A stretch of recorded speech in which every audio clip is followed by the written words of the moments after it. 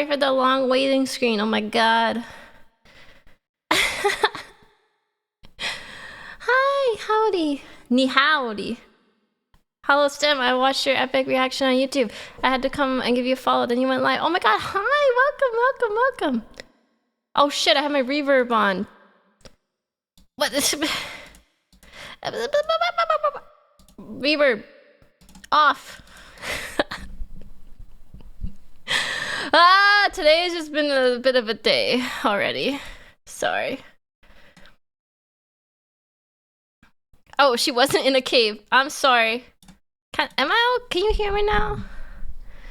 What do you mean? That's just how you talk with a natural reverb. Yeah, my voice is naturally epic and booming. So all my troops can hear me when they die for me in battle. That's just how I sound. General voice. Tactical stem voice.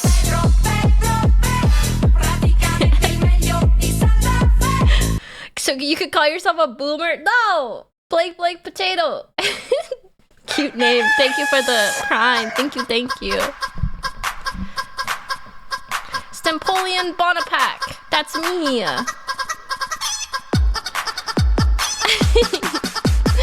Hi Stem, I'm really ready for a good yap today.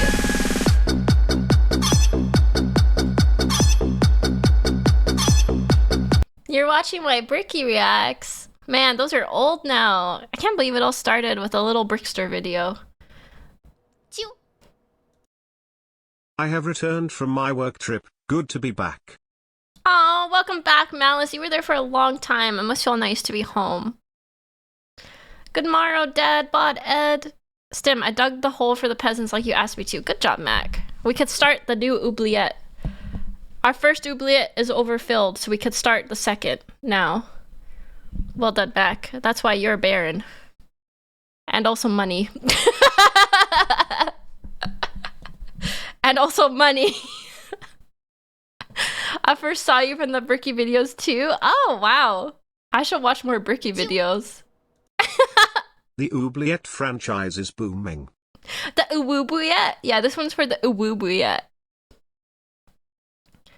Thank you, Huntail, for the 10 months! What the heck? For the tier 2. Thank you. I'm still a little sick today. So, it's gonna be a short stream because I have like 5 streams this week and I'm still sick. I thought I would be better by now. I was feeling better yesterday, but it hit me again this morning. Hit me, baby, one more time. I can't take a break, Aeneas. I'm doing this full time. I have no backup job. I can't just not work, guys. It doesn't work like that.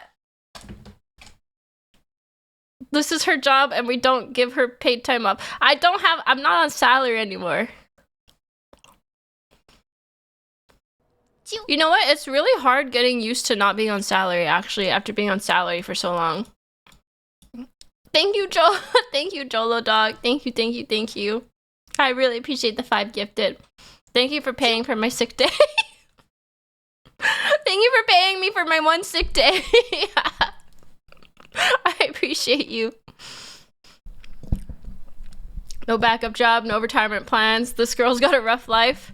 I'm just raw dog in life at this point. Thank you so much for the prime, Chris Nick. Thank you. Everyone has a part-time job as long as cars still have catalytic converters. What does that mean? What does that mean? What's a catalytic converter? It's okay, Stim. Embrace the girl failure lifestyle and just don't work. I literally cannot do that. It frustrates me so much when I can't work because of my body and my physical health. It's like being trapped in a sick person's body is so frustrating.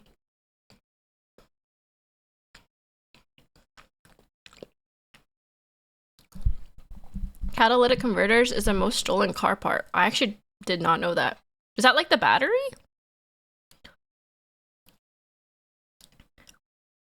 I do have a manager. Riri is my manager. She stepped in to help me because I was so drowning in work. So thank God for Riri. The fluffy Your bastard day, cheered Riri. gets I love you. 100. Love you Stimbly. If you wanna take it easy and make the streams low-key, I doubt anyone here would mind.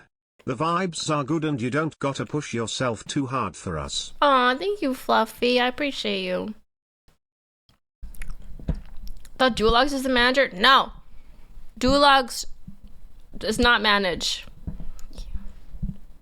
Riri manages. She's helped me reach out to some model artists because I had a little bit of a mental breakdown and was like, I give up. I quit everything because I give up. Then I was like, Riri, can you reach out to these artists? And she's like, yes, Tim, I can. And it instantly felt better. Valid crash out, to be honest. Is it? I don't know. Is it? Thank you, Damakun, for the gifted sub to Super Tuna. Thank you so much. Did you say that while sitting in the killdozer? Oh my god, I have to tell you guys. This is so funny. Hi, Terror Top. I was gonna post the texting exchange between me and my dad, but then I figured I shouldn't because it might make me look bad. But it's about the killdozer. I texted him and was like, hey dad, can you teach me to weld? And he said, probably, yeah. What are you building? And I said, get this, a killdozer. And he said, who are you dozing? And I said, everybody I don't like. And he said, okay, how long is the list? I'm like, you can't say that, Dad. I don't have a list. What do you mean? He's like, I know you. You probably have a list. I was gonna post the screenshot, but I was like, wait, this actually makes me look bad. He's a good dad. He's based, yeah. That's a sign of a good dad. He did tell me that, actually, maybe I shouldn't say this. Is this illegal? Maybe I won't say that. Stim's Book of Grudges. He's the kind of dad that he won't ask questions. He'll just show up with the dozer or the excavator. He'll just show up and ask where you want the hole dug. That's the kind of dad I have. I'm pretty lucky.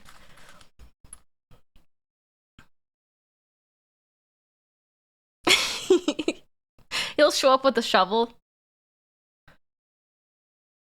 The cop who tried to take Stim to court is in the Book of Grudges.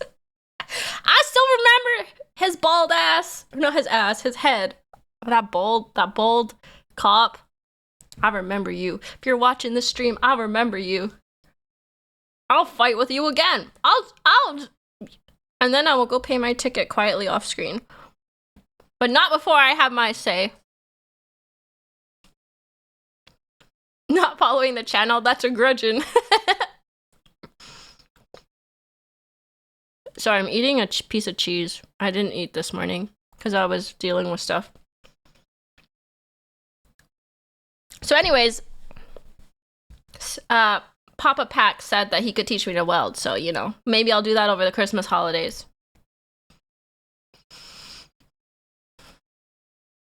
You're only eating cheese? To be fair, it's one of those, like, little baby bell cheese, the little round ones. They're like kind of fancy, so I feel like it has more value. Hi, Dima.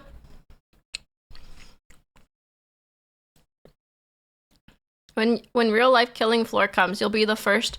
Wait, what's Killing Floor? You'll be the first to line to weld the doors? Is that a movie?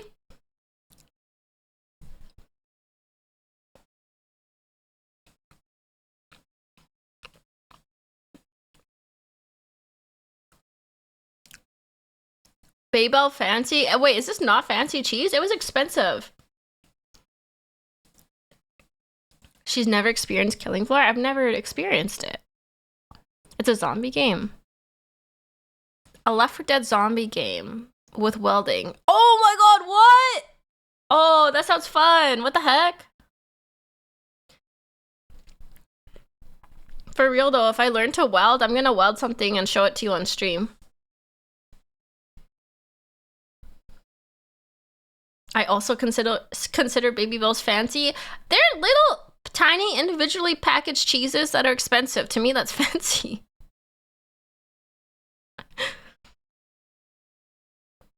This is a very beautiful and charming waifu wife, but unfortunately she said she likes Carl Franz and she likes a taste a minotaur because, as the streamer said, the more the merrier. There's nothing wrong with minotaurs or Carl Franz. I'll stand by that. I'll stand on my word.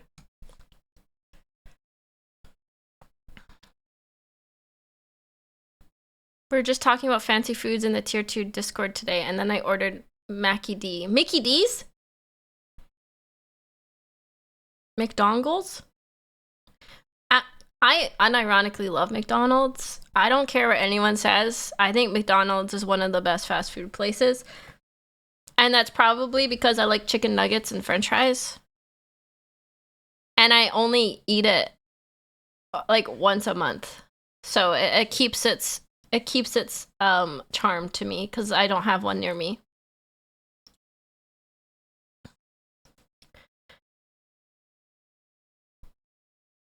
Oh my god, their hash browns are so good though, Rock. I love their breakfast. McDonald's breakfast goes hard. Their hash browns are the best.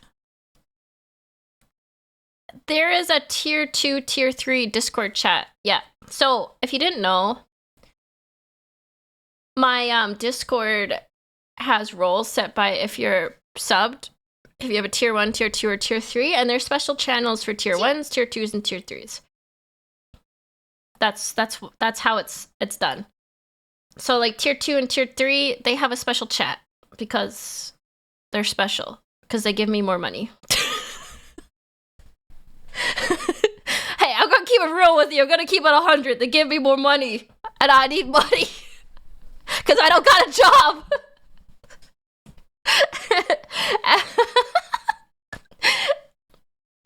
Time to start a class war. No, Firefly, no.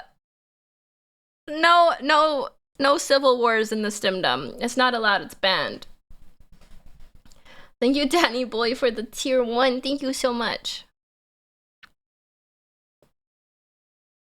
Don't know Wald. I'm sorry, pay Wald. But to be fair, if you're not in the tier 2, tier 3, you only miss like 100 messages a day. They like to yap in there. Here's a kiss for you, Mac. Mwah. Sometimes because a lot of them are EU, so sometimes I wake up and I'm like, oh, let's say good morning to the tier 3 chat and the general chat. And I'll go to the tier 3 chat and it's like 300 missed messages. And I'm like, they're yapping today. They're yapping. Okay.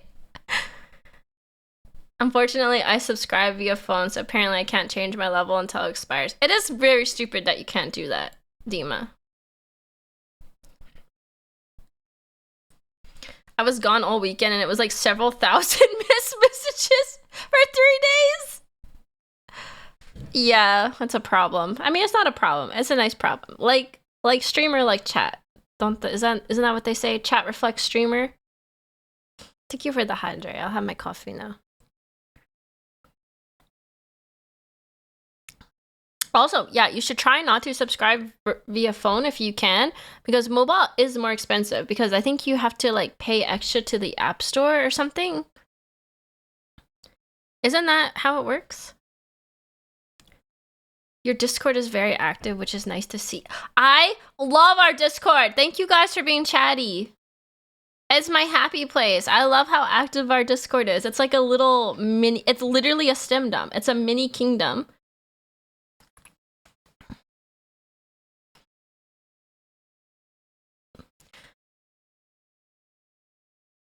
I ain't reading all that. Happy for you, or sorry that happened. I haven't seen chat thirsting on main this morning. Okay, I wasn't thirsting. Saying husband, it's not thirsting, is it? He is clearly husband material. You say, if you're gonna tell me Riker is not husband material, you're a liar. You're a liar. Being attracted to Riker is not even a question. Exactly! It is correct. Exactly. He is best boy. He's daddy and husband. Okay, maybe not everyone will agree with that, but, you know, I get it. I see it. Okay, that's kind of... Anyways. I didn't really watch Star Trek, but my dad did.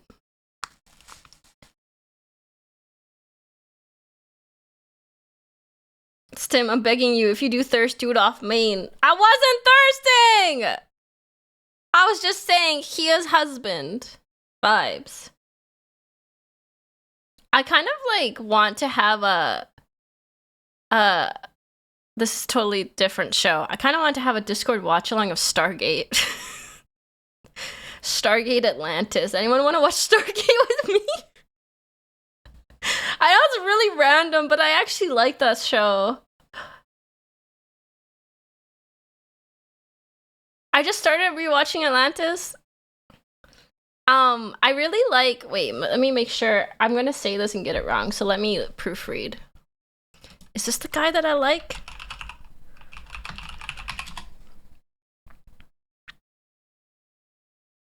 What Stargate is he in? Stargate is my fave sci-fi universe. Bastard cheered X100. I was literally in the middle of typing a message about how you calling him husband is barely thirsting, then you go and call him daddy. You make yourself so hard to defend sometimes stimper forum chlu. Fluffy, please defend me still. Please defend my honor. My favorite person in Stargate was the Doctor. I don't remember if that's Stargate Atlantis or a different one, though. What Stargate's that? Which Doctor? The cute, nerdy Doctor. Daniel? Is there a lot of doctors?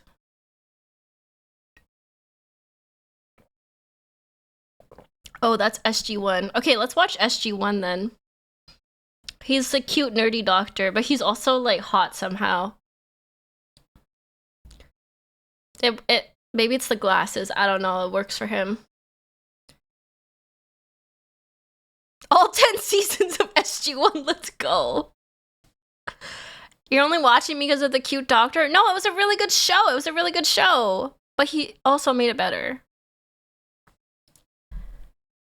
I can see that. He gets better looking as the show goes on. Wait, what does he look like in season 10? Daniel Jackson, season 10. I don't think I watched all the seasons, I'm not gonna lie. He's a fake doctor? He unearths bodies, doesn't heal them? Oh, heck! Okay, let's go, Daniel! Let's go, Daniel! You got buff, okay? You got buff! He got ripped. What the heck? I don't remember him being that buff. He's an archaeologist. Oh, that's what you meant. Xena, warrior princess? To be fair, after years of doing essentially military ops, that would do it for you. That's true, I guess. He gets like thick though. Holy shit. And he keeps the glasses. It's part of his charm. It also might be the uniform. Oh my god, when his hair was long... Sorry, this is turning into something. I feel like I'm talking with my girlfriends. Oh my god, but then when his hair gets long... I gotta stop. I'm sorry. I got too comfortable. Wait, let me send the tweet out. I forgot to tweet. You're right. You're right, Mac. Let me tweet I'm live. Go off, girl. Okay, but Daniel with his long hair is really cute and his glasses. You'll start walking mine. We're talking about Stargate SG-1.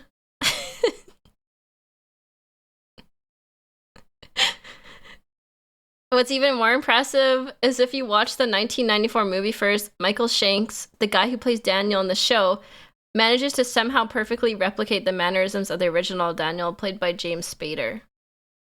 Who's James Spader?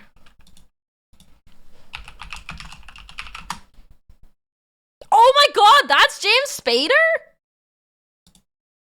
He played Daniel? What does he look like when he's young? I only know him as old. Young. Oh my god, he was a cutie when he was young. What the heck?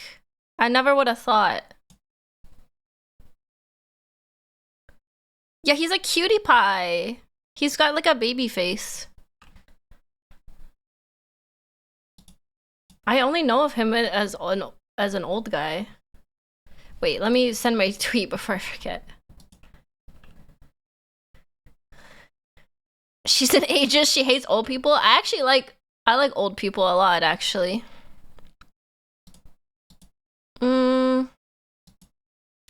Where's my... Hold on. I'm a professional.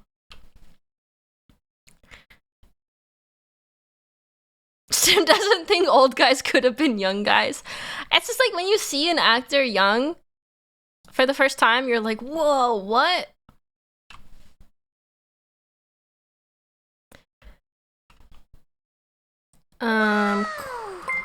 Live now. Get your dose The of fluffy stim. bastard cheered X100, so we are yapping about men before stream, then we're playing a Torox campaign. Is today gonna be one big thirst stream? No, I'm not gonna thirst over Torox.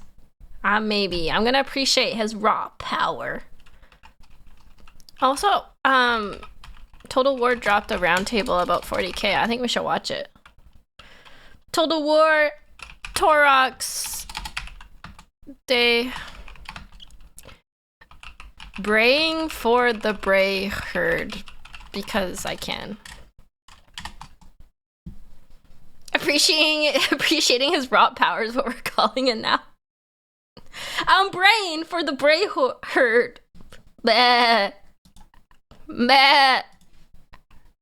I think that's what braying is. Or is that mooing? Wait.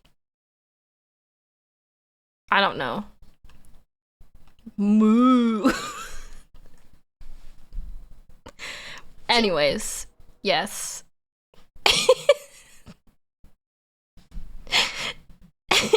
Thank you, Wen, for the tier 3! 6 months in advance. Thank you so much. Oh my god, thank you. Thank you. I really appreciate the support. Welcome to the containment zone. Don't moo too much or someone's gonna make a cow stem fan art. Oh my god, do you remember? I literally feel like I'm talking to my best friend right now. Do you remember that one time, chat? No, I wasn't gonna say do you remember. I meant to say, have you ever heard of the game? Wait, what's it called? Brown Dust 2? Have you heard of it?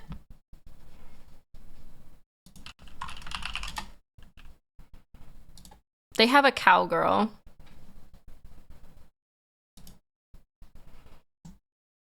Wait, is this actually Brown Dust 2? Can I show this on stream? I don't think I can show this on stream. Prince? Are you here, Prince? Can I show cowgirl on stream? Anyways, the cowgirl outfit made me think of that. Because it's very cow themed. I haven't played it. I was just looking at the character designs last night for science.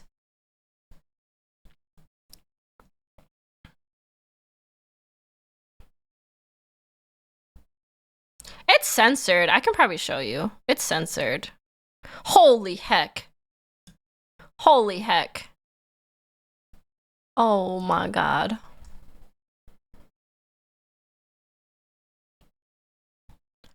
Should have been a cowboy. Show the class? I'll show you. It's censored, so it should be fine. You can't even see anything, actually. Here,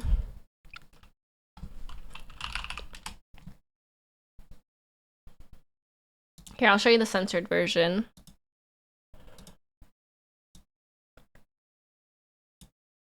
Here she is. It's censored, so it's safe.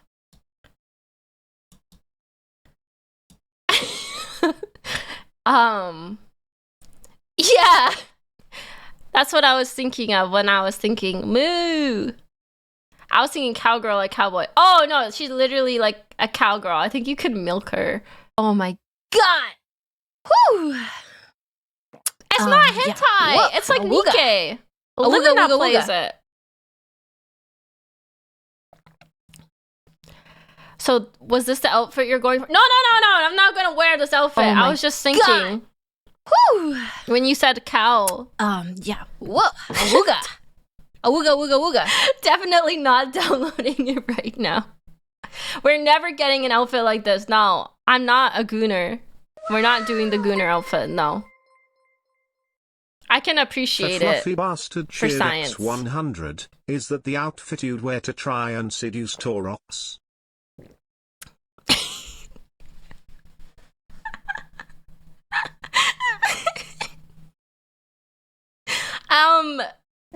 No.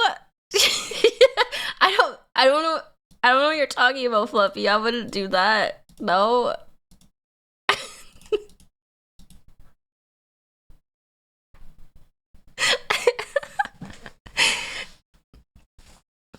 Why are you lying about gooning? No, I like men, but like I'm not gonna get a gooner outfit is what I meant. I'm not gonna get a gooner outfit. Limina plays it does not help your argument. I just meant it's Twitch safe. Because she plays it. And there's like a Twitch category for it.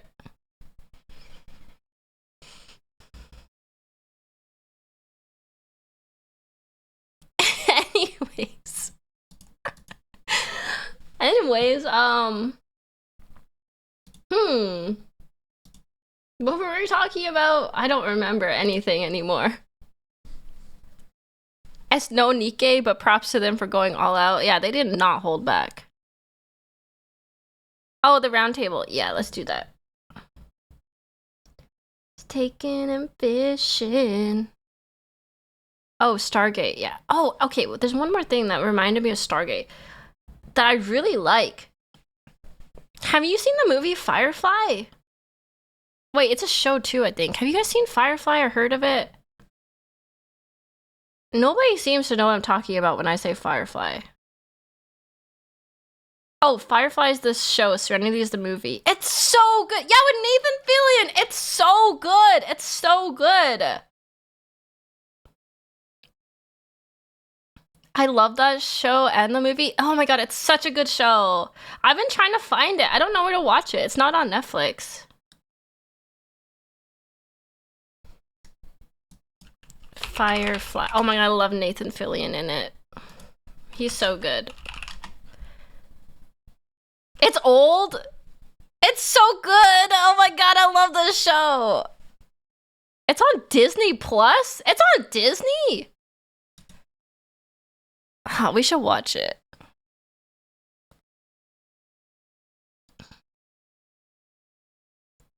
It's a Fox show and Disney bought Fox. Oh.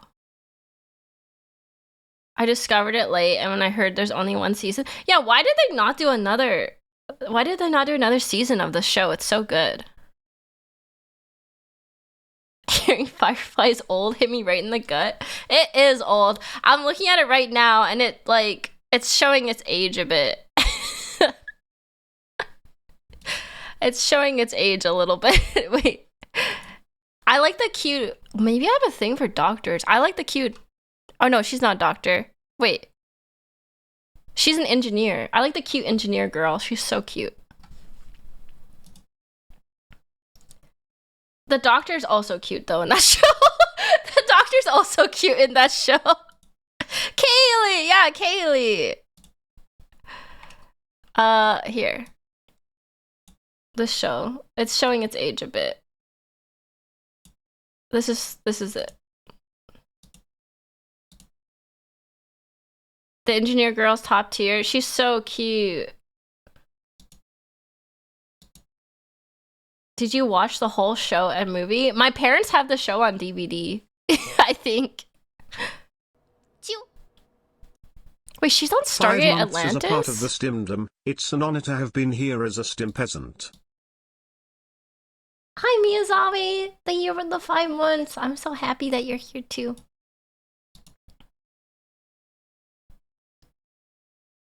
She's the doctor in Stargate Atlantis. Who's her actress? Firefly Kaylee.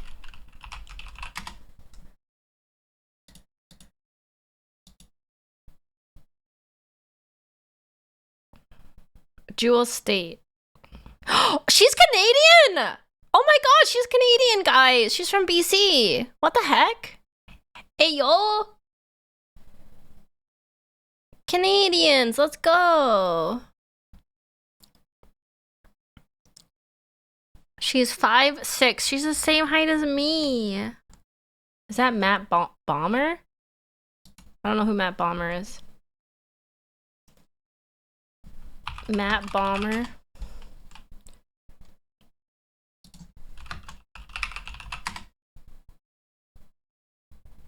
Oh, yeah, it is Matt Bomber.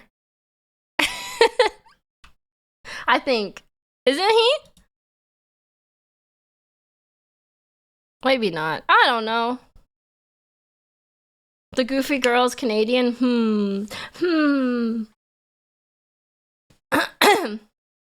Anyways, I was just randomly thinking about this show. Do you ever just like think about shows sometimes or movies and be like, damn, that was a good show? just fondly think about it, staring off into the distance, like, damn, that was a good show. Whatever happened to that show? Is that an old person thing where you're just like, I remember the days. What happened to TV?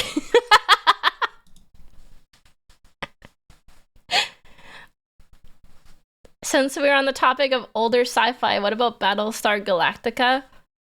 That is an old person thing! My dad watched Battlestar Galactica, I'm pretty sure, but I don't think I did. Chat, do you remember when TV was good? Do you remember when they played history on the History Channel? Oh. Stop! You can't stop me! I said we would have a short stream today though, because my throat is sore. So I need to shut up. Do you remember when we watched TV? Yeah, I don't even actually watch TV anymore. I just watch like streams, maybe sometimes Netflix. I watch Netflix around the holidays because I like the Hallmark movies that Netflix comes out with. Celebrity Deathmatch? I've never heard of that. Green violence, please have mercy. I don't believe in mercy. You being a Hallmark girly so on brand. I love Hallmark movies. They're so cute. They're so cute. They make me feel good and happy because I know exactly what's going to happen next. It's very predictable.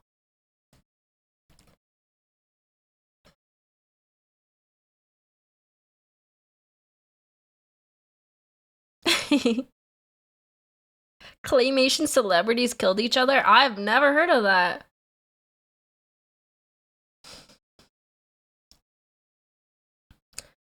My kids have literally asked me how channels got their names because almost no channels actually air their intended content anymore. Oh yeah, that's true actually. We need a Hallmark deconstruction. Oh, you want me to tell you how Hallmark movies happen? Or how they work? I'll tell you. In a Hallmark movie, there's 2 main characters. There's a girl and a boy usually. And they're from 2 different types of life. One is usually rich, and one is usually poor. One is from humble beginnings, one is from the city. I'll do the react after this. This is very important educational content. Anyways, they have a chance encounter. Whoa! They meet each other and they are like, oh, I like you. But then nothing comes of it. And then they're forced together into some situation and they're like, oh my God, it's the person. But usually they can't like talk about it because like they're supposed to keep it secret somehow. So then they're like forced to be together for a while. Usually they work together. There's like a rich guy. Usually it's a rich guy and a poor girl. I wonder what that says about society. But sometimes it's a rich woman and like some like farm guy. So I mean, you know, it could go both ways. And they're forced to work together. And then they develop feelings for each other. And they're like, oh my God, I actually love this person. And then they're like, get behind me, kitten, I'll protect you. And there's like some moment where they kiss and then they're in love. And then there's some kind of misunderstanding that happens. And they're like, oh my God, I should have never trusted you. You're just a rich guy. And you broke my heart. But it's a misunderstanding. It's a lie.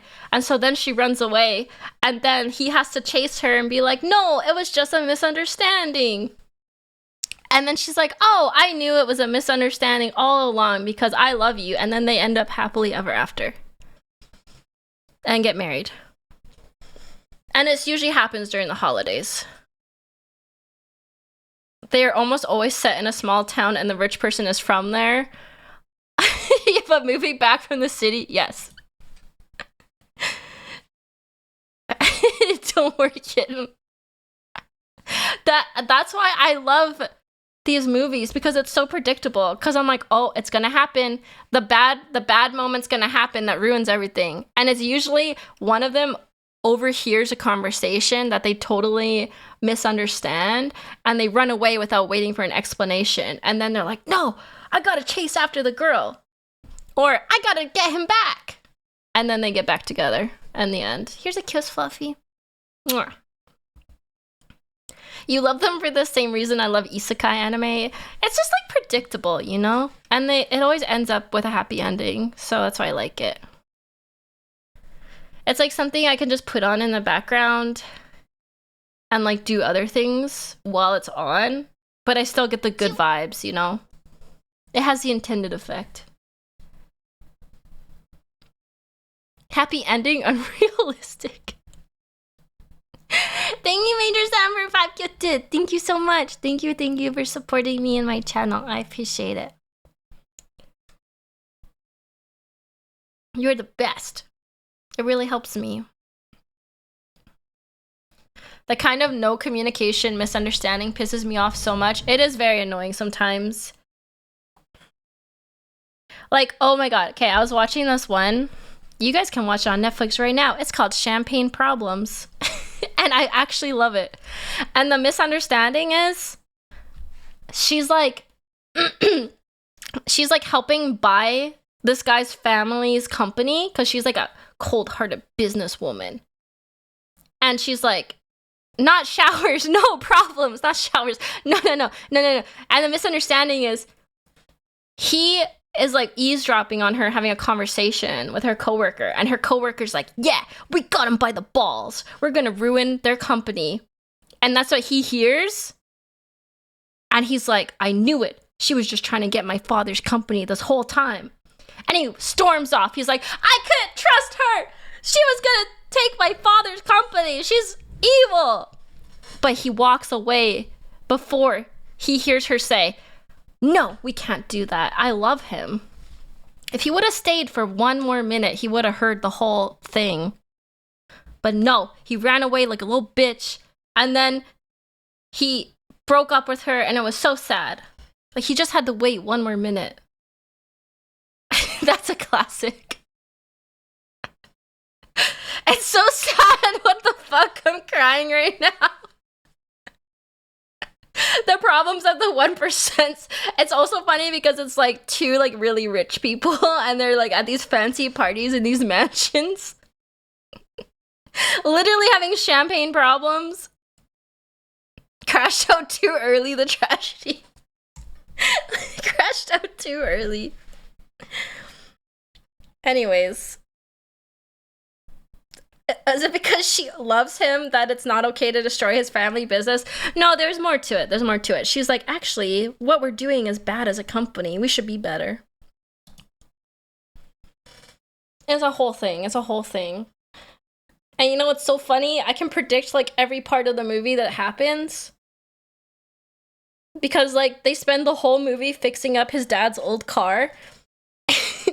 And then when they break up, I'm like, wait, he's gonna take the old car and find her, right? Next scene, boom, he's driving the old car they fixed up together. This is so predictable. I love it so much, it's trash. Of course they're gonna take the old car they spent the whole movie fixing up to chase the girl.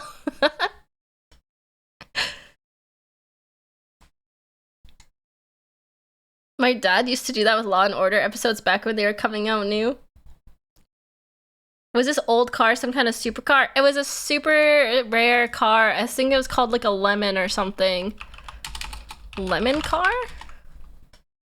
I don't know. Some kind of car. Car people would probably get it.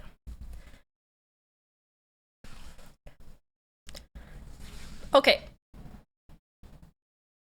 A lemon's a junker?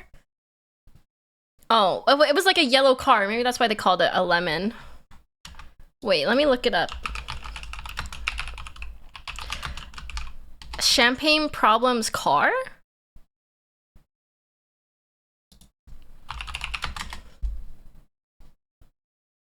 Oh, it's a Citroen DS Cabriolet. I guess. A Citroen?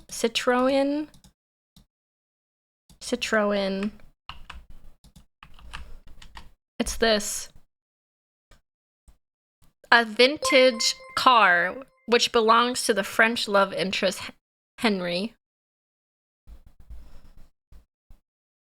I love it when you speak French.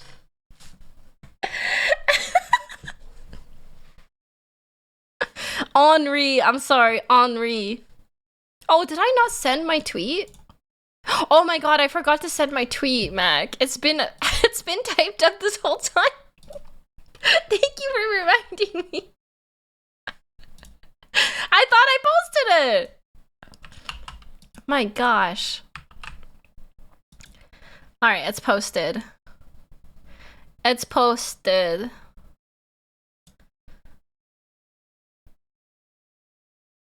Cracktopus, thank you for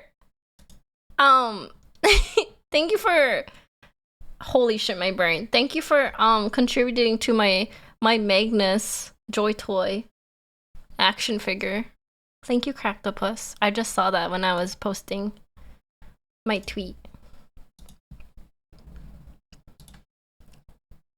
Ba ba ba ba ba ba da. I tried starting the train, but nobody took the bait. Why do they call it a joy toy? It sounds suspicious. It does, but it's not. It's cute little action figures that I'm going to play Primarchs with. Magnus Joy Toy definitely sounds sussy.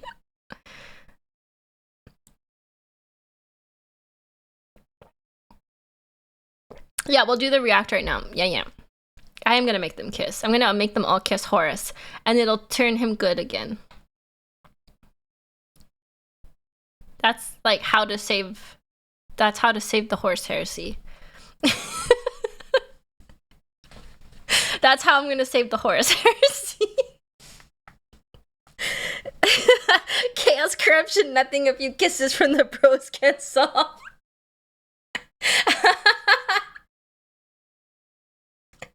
By the power of brotherly love.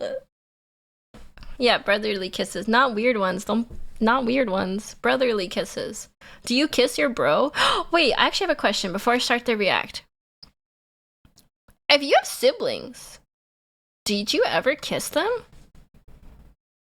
Do you ever kiss your siblings? Because I don't kiss mine. When did that stop? Like... No, I'm normal. I mean, like, not like on the lips, but like, you know, like a little cheek kiss or like a forehead kiss. Like when Did you kiss? Did you like do it as a kid and then stop? I don't live in Alabama, so no. I didn't mean in a bad way. I meant like in a sibling way. Maybe it's okay for girls more? I don't know. I feel like girls are more outwardly affectionate usually. But I don't kiss my sisters on the cheek.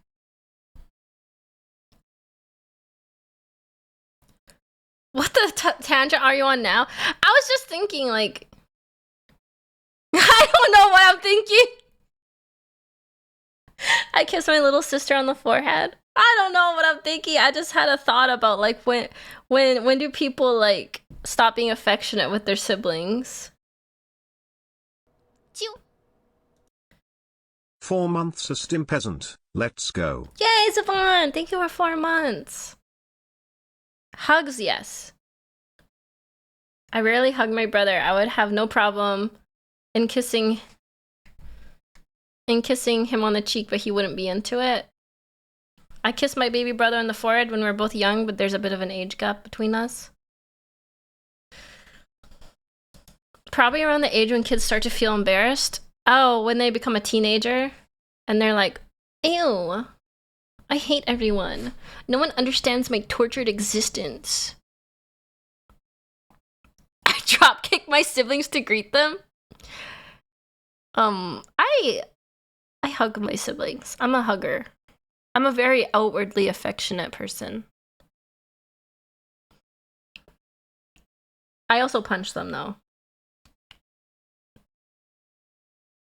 Is that what you sounded like as a teenager? Oh my god, there's actually a picture of me as a teenager. Oh my god, this is so embarrassing. Never mind, I'm not gonna say it. This is so embarrassing. When you were teenagers and you looked back on stuff that you did, do you like not say how cringe you are? Say it, tell us. Oh man. There's a picture of me as a teenager when when I was going through like a goth phase. So embarrassing. And I tried to like do my makeup all like scene goth edgy.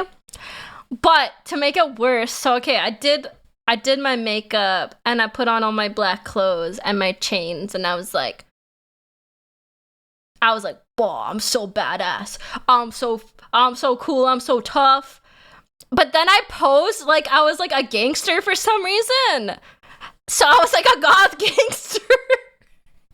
And I was like, it's so stupid. I still have the picture. And we were just like, don't mess with us. Crawling in my skin. I'm literally not surprised by a single detail of this.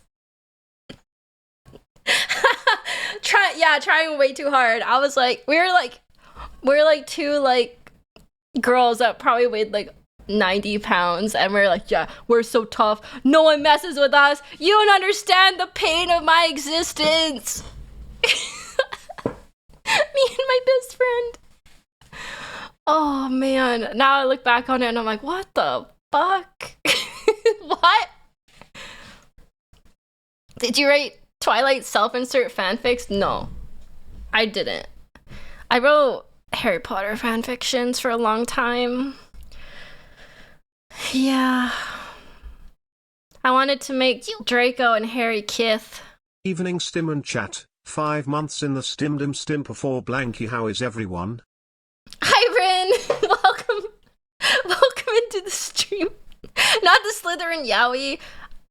Yeah, I wanted to make Harry Potter and Draco Malfoy kiss, and then I also wanted Malfoy to date Hermione. Because I don't know. First thing I hear is Harry Potter fanfic. I don't know. It was a phase, okay? It was a phase. Zivan96 cheered X100. Stream of Stimpack reads My Immortal when? Oh my god, that would be so funny. I should do a fanfic read of my immortal. Actually, I don't know. That might get like me in trouble. I mean, Draco also wanted that. Yeah, he did. He did. He wanted Hermione. The world isn't ready for that. Blonde and evil? Ooh, my favorite. Yeah, I'm sorry. I can't help it. I'm just like this. There's no saving me. There's no saving my soul.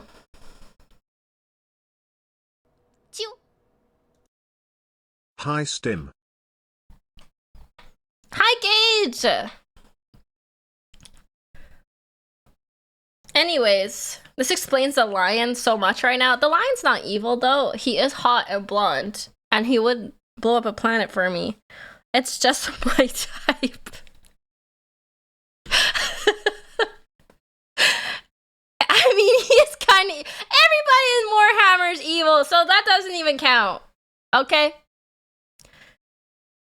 That doesn't even count. That's just like... That's like the average. He's neutral. He's not like extra evil, so he's basically good.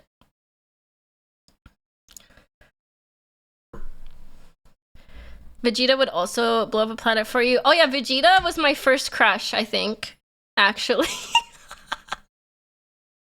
I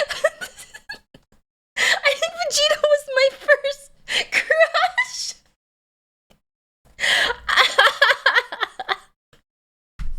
Yeah, okay, that's not even bad. That's not even bad. Like, Vegeta's cool, okay? He was so badass. That explains so much. Why he mostly lost all the time in the first seasons? Because he's so, like, bitchy and cocky. I like him. I like him. Whereas, like, Goku, kind of annoying. Vegeta, yeah. Plus, he wore like a tank top, and his muscles are always like bulging.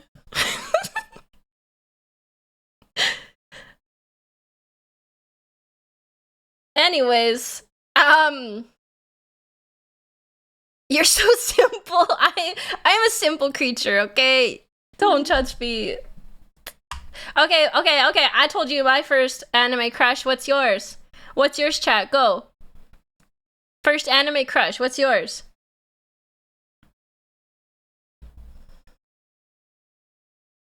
Madoka? Hollow? Ariel? Like the Little Mermaid? Asuka? Hinata from Naruto!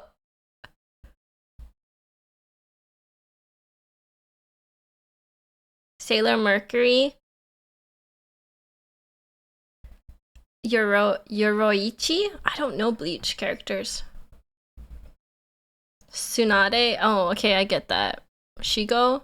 Oh, like from, isn't that Kim Possible? Belle from Beauty and the Beast? Kagome? Oh my god, I love Kagome too. She's so cute. Megumi, the doctor from Samurai X? Samus? Okay, that's fair. Tsunade? Misato or Sailor Mars? Sailor Mars? I'm currently rewatching Inuyasha. I loved Inuyasha.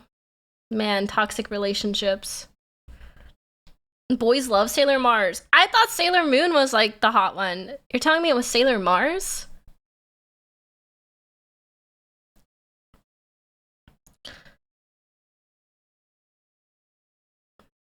Piccolo! Piccolo! Piccolo! Moon is bottom barrel trash? Wow. Sailor Mars was hot but gay, so you gotta respect it. Was Koga your favorite character from Inuyasha? No. Mine was Sashomaru. I love Sashomaru. I literally wished he would kidnap me.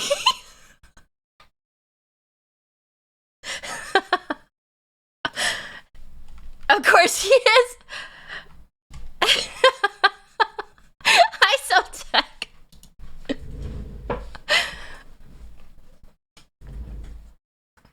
Look up Tuxedo Mask. Oh, I love I know who Tuxedo Mask is. He's cute. He could revive you with his sword. Man, Stim, that is a basic response. I'm like a basic girl. I can't even defend myself. I'm a simple woman.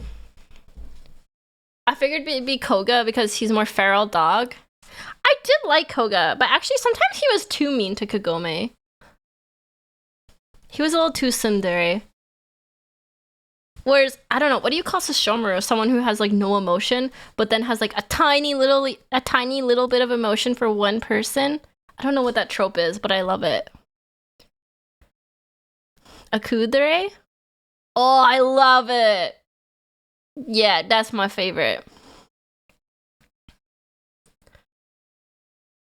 Kudere, but more soon. It has to be like too much tsundere is like annoying to me. It has to be like a good mix. I don't even watch anime. What am I doing here? I don't actually watch much anime anymore, but sometimes I do. Stim worries me. I'm allowed to like my fictional characters. Okay, you can't judge me. I mean, you can, but it's not fair. It's not fair because they're fictional, okay? I love Sesshomaru. I like when he was mean to his brother. Dinner's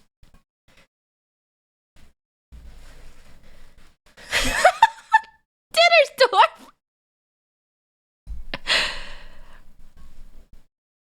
Tsundere works best with tortured souls. Yeah. Hi, Raider.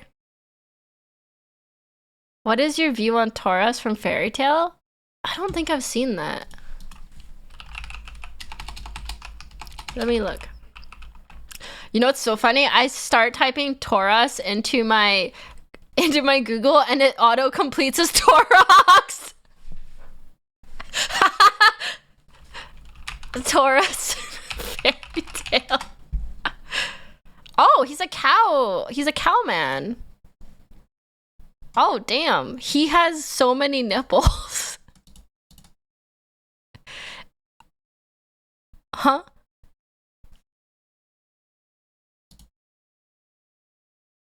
I don't know if this is fan art or official art, but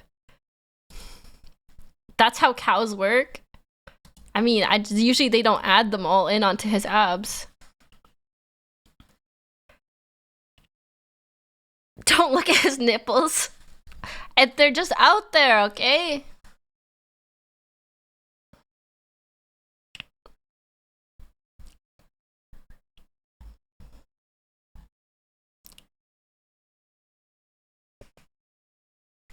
We're doing Beastman today. I should probably start playing. He has so many nipples. Stim 2025. Yeah, let's do the roundtable react. I was supposed to do that like an hour ago. No, like half an hour ago.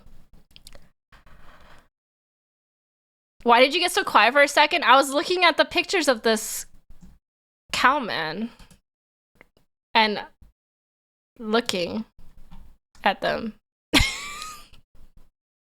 for science. So okay, let me get the.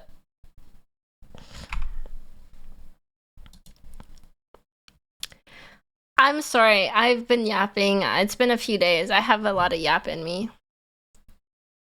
It takes concentration for her to click download this image.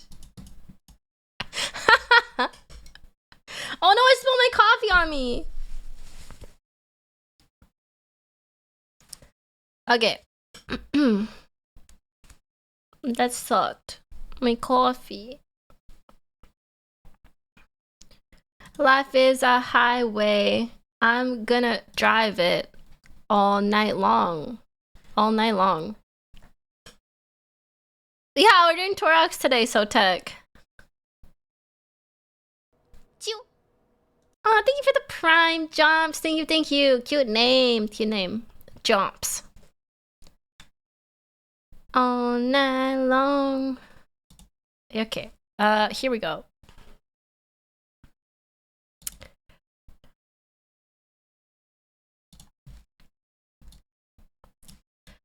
Okay.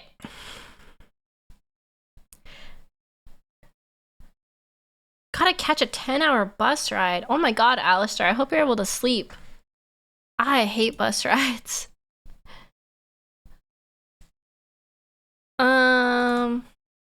I feel like Beastman is gonna be a good fit for me because I also like to be hyper aggressive. Is there any faction you'd like to see added to Total War 40k besides Necrons? Tyranids, obviously. Necrons. I think Tyranids and Necrons are my major ones I want added. Because I think we need more Xenos representation. I think they will be like up there. Of course, I think Chaos will be one of the first. I should be one of the first. Chaos Space Marines.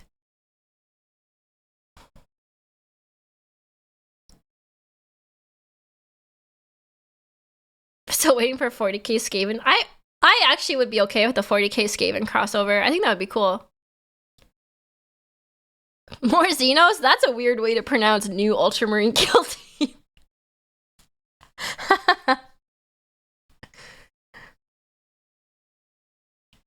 Okay, let me turn the music off. We'll watch this. Let's learn more about this. Has anyone watched this yet? Stim, how do you think Arisa did in Total War last week? I only watched some of it, but I thought she was doing really good. She was picking... It's very overwhelming, to be honest.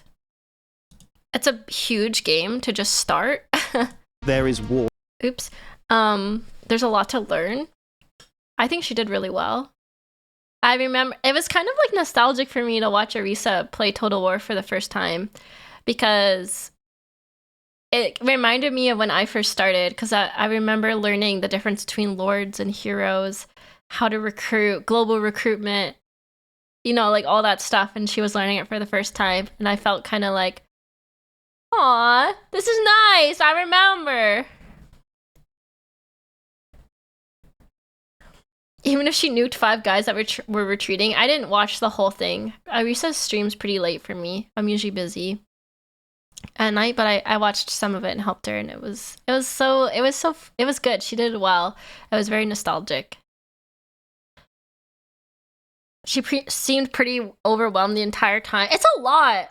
So imagine like learning how to play a game for the first time of that huge of a scale while reading chat, while trying not to miss messages, while trying to monitor all your stream updates and all your stream alerts. And it's like so much to...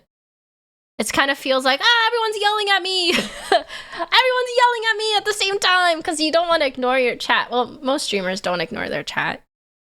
You want to take their advice and like include them in it. So you're trying to like keep up with chat and learn the game at the same time and retain information at the same time. Because like that's what I feel, honestly, that's why I forget so many things sometimes when I'm learning live, is because like you hear it and you do it and then you're instantly focused on chat or something else and you forget about it because you can't like concentrate sometimes. It's hard to focus.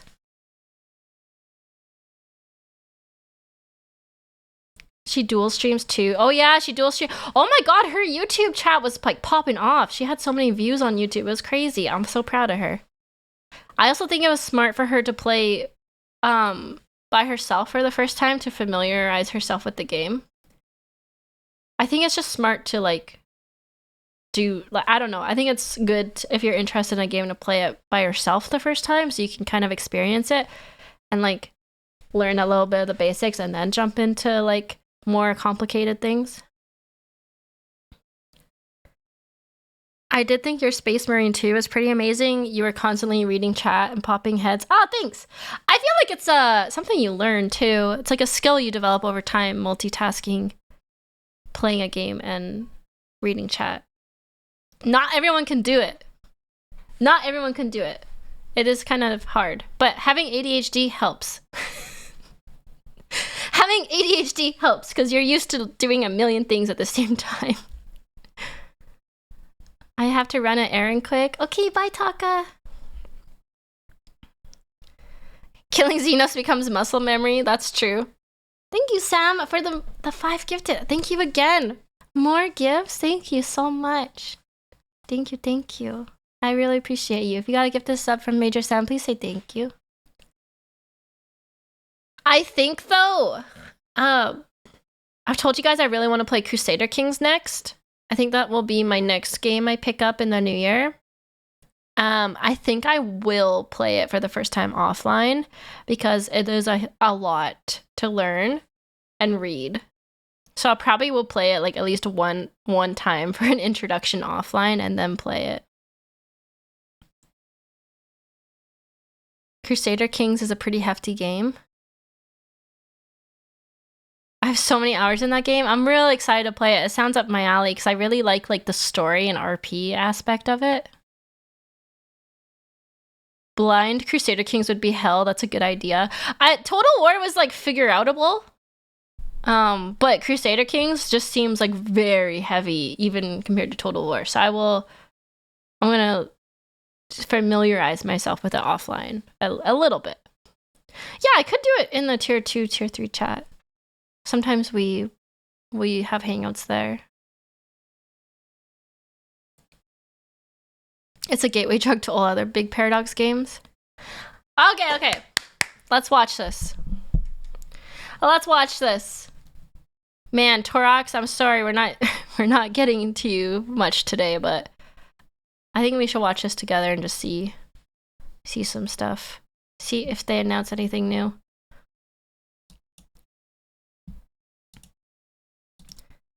Stim's Total War skills have been improving rapidly. Yes. Thank you, Sotech. Best student she is. I feel like I'm quite good at Total War now. Obviously, I don't know everything, and you have to relearn each faction, but I feel like I've got the mechanics down pretty well now.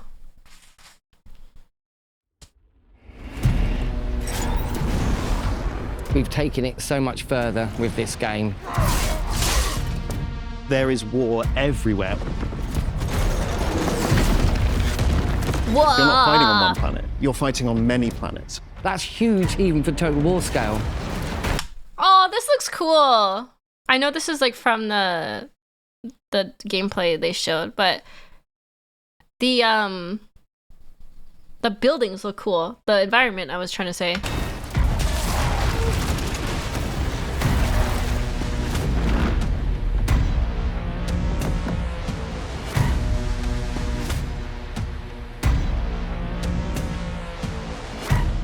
Yeah, environmental destruction. Drop pods being able to destroy buildings is cool. I love that. Welcome to Total War Warhammer 40,000 Developer Roundtable. I'm Nastya, Senior Community Manager on Total War. And I'm Josh, Head of Player Engagement on Total War. Oh my god, it's Josh! Okay, 1 second. I gotta get a Kleenex because I have to blow my nose. Oh, I zipped up... I zipped up my microphone cord into my sweater. I almost stood up and ripped my microphone off.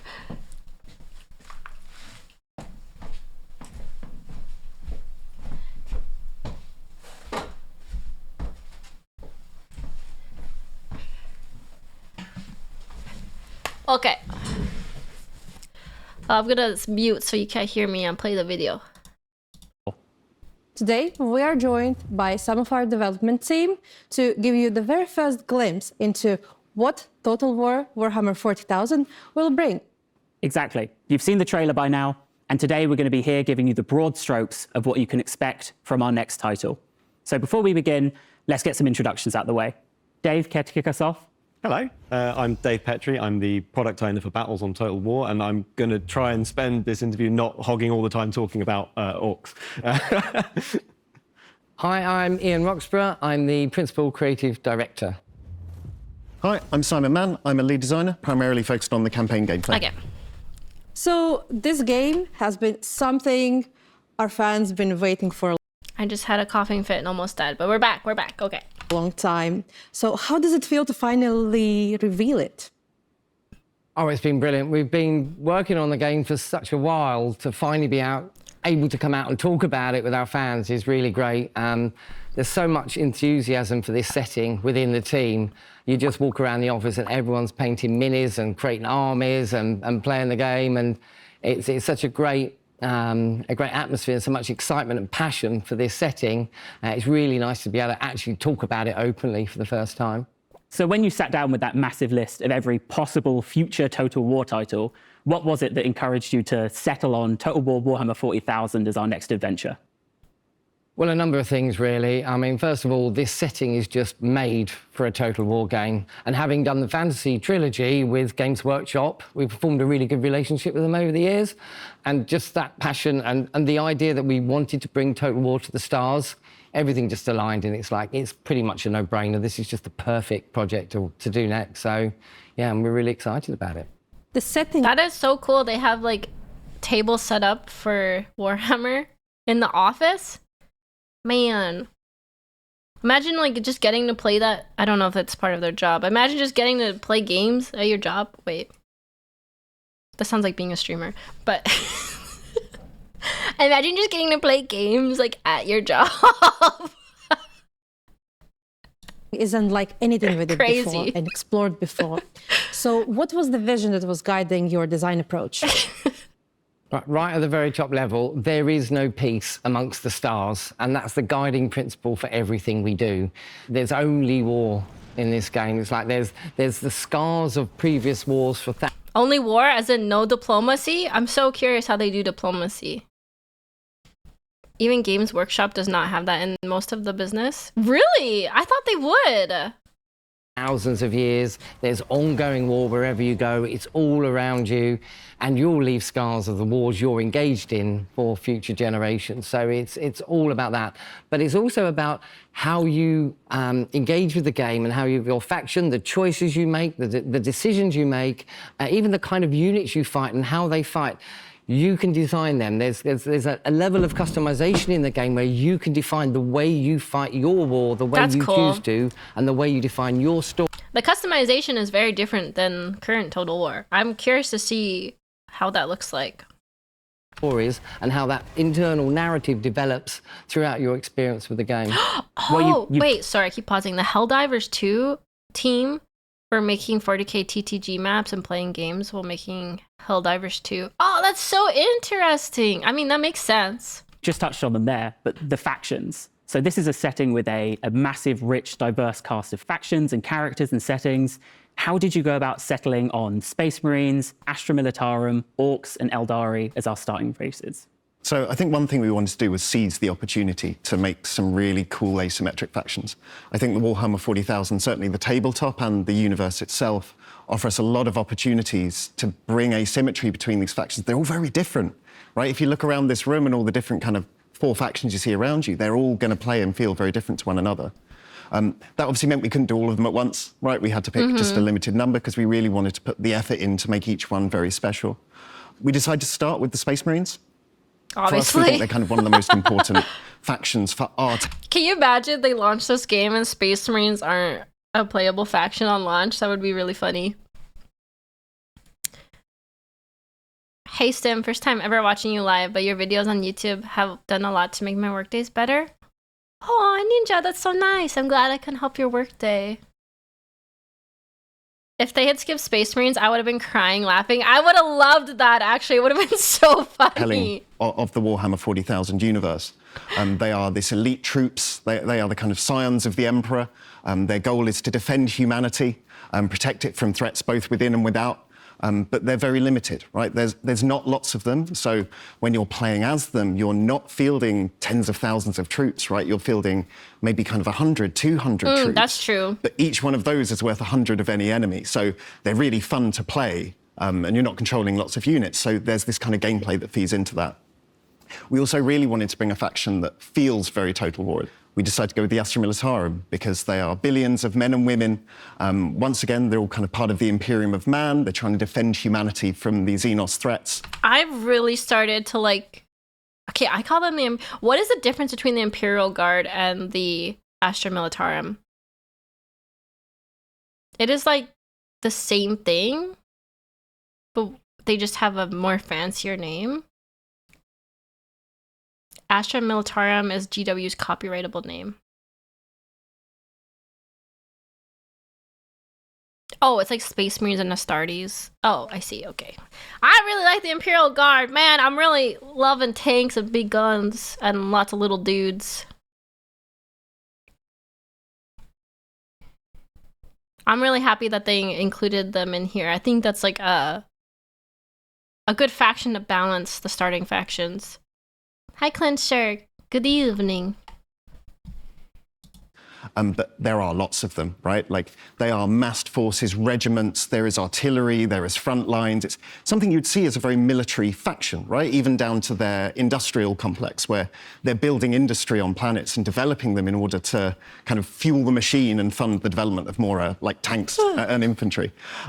So they kind of come in as a really nice kind of contrast to that. Yeah, and a faction that I think a lot contrast. of more traditional Total War players will really vibe with, because it's got a lot of that kind of heraldry to it, as it were. I think the next faction that we chose to do was the Orcs. The Orcs are a really big part of the universe, but they're the enemy, right? We needed someone for the kind of Imperium to be battling against. I like Krieg too. The Orcs, they are a massed green tide of kind of chaos and energy that's charging across a battlefield, armed with metal sticks and axes and whatever they can jerry-rig together. Rocket launchers on sticks, but also like vehicles, right, which they've repurposed from Imperial scrap. Right, they're literally deconstructing the Imperium to build their own kind of war machines, as it were. And they offer this kind of beautiful energy to the more kind of military regimented side that you get with the Imperium. Lastly, we chose to do the Eldari. We really wanted to kind of push the boat. We chose to do the Eldari because we probably needed one Xenos in there, other than Orcs. Happy pancreas noises. I'm not an Eldar player, but they're kind of cool, I guess, maybe. I find it funny that they look like, their heads look like bowling pins on the miniatures.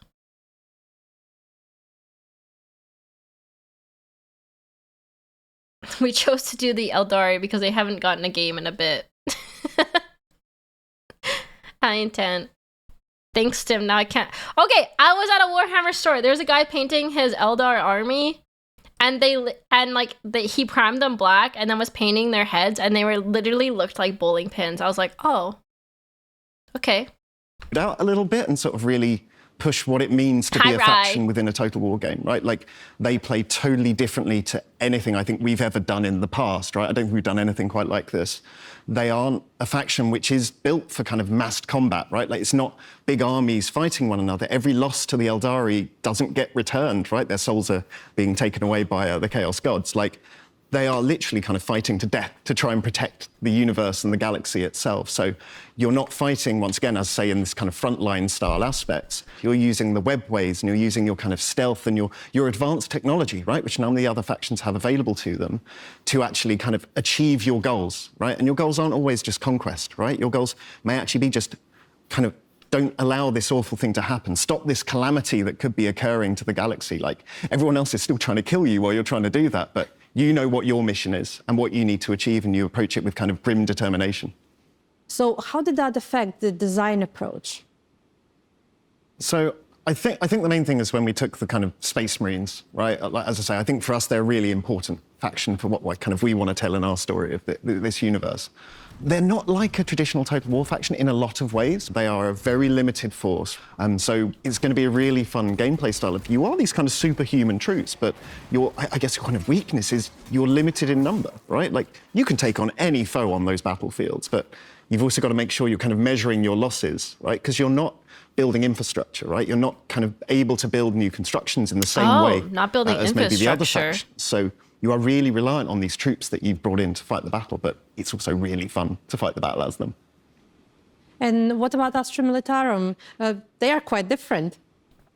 They are. They're a lot more of a traditional, I like to call it a Total War faction, massed ranks of infantry lines and artillery. If you want that more... I wonder how that works, if they're... Like, how the resources must work then for factions that don't really focus on economy and building settlements and things. It seems like at the Astra Militarum will be like the regular guys, like most similar to other factions, but oh, now I'm curious. How's that gonna work?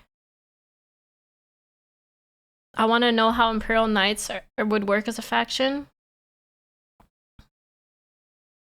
Maybe as like mercenaries. Kind of like a horde faction of fantasy, I guess. Total War experience when you play this game, I'd pick up the Astra Militarum. They're definitely hitting that right on their head. How is it that they're emulating that traditional Total War experience? Well, as I said, it's more about building up resources, supply, building infrastructure to recruit an army. What you They're would like a expect most Total War games to have as a core. With some army, of the yeah. other factions, we're moving away from that and trying very asymmetrical ideas that you progress through the game in slightly different ways. Whereas with the Astra Militarum, they are the humans throughout the galaxy. Right? So, it's more grounded in what we would say Total War has been as a staple for so many years. So, to me, that's my meat and drink. And what about Eldari and Orcs? The Eldari have been really interesting for us, right? Like, as I said, I think sometimes a faction comes along and they're so unique that you kind of have to do them justice, right? Like, they are a dying race due to a kind of major cataclysm that has occurred to them many, many kind of eons ago. So they are kind of trying to prevent these cataclysms occurring, kind of more tragedy that could befall kind of humanity or any other race in the galaxy. They're not a faction that will... Ooh, wait. Look at his butt! I kind of like this design. What are these ones? They're kind of cool. I haven't seen these ones. Blood? Something. Avatar of Cain? That's the Avatar of Cain. Oh, the Avatar of Cain looks sweet. Fight toe-to-toe. You're utilising your webway gates as a kind of traversal mechanism to move quickly from place to place, including moving to your craft world, a kind of off-map setup piece, which is actually where you're recruiting all your units. Of course, you would like the Avatar of the God of War. Which allow you to access your more elite troops going through. Shrines. So there's this really interesting gameplay here that, once again, a bit like the Space Marines, you're quite limited in number. Your troops are not a kind of infinite resource that you can use. You're actually kind of having to, once again, use them carefully because they're all a glass cannon. Every soul lost is a soul not returned, right? So you have to really pick your fights and kind of challenge your enemies. And then there are... This sounds awful to me. This sounds awful to me. It's like you really got to pick your fights, limited resources, limited troops. If they die, they're gone forever. Me, a Tomb Kings player. Damn it! Just send more troops! Just send more troops! Replace the cannon fodder with more cannon fodder. It's hard mode. Some people love it.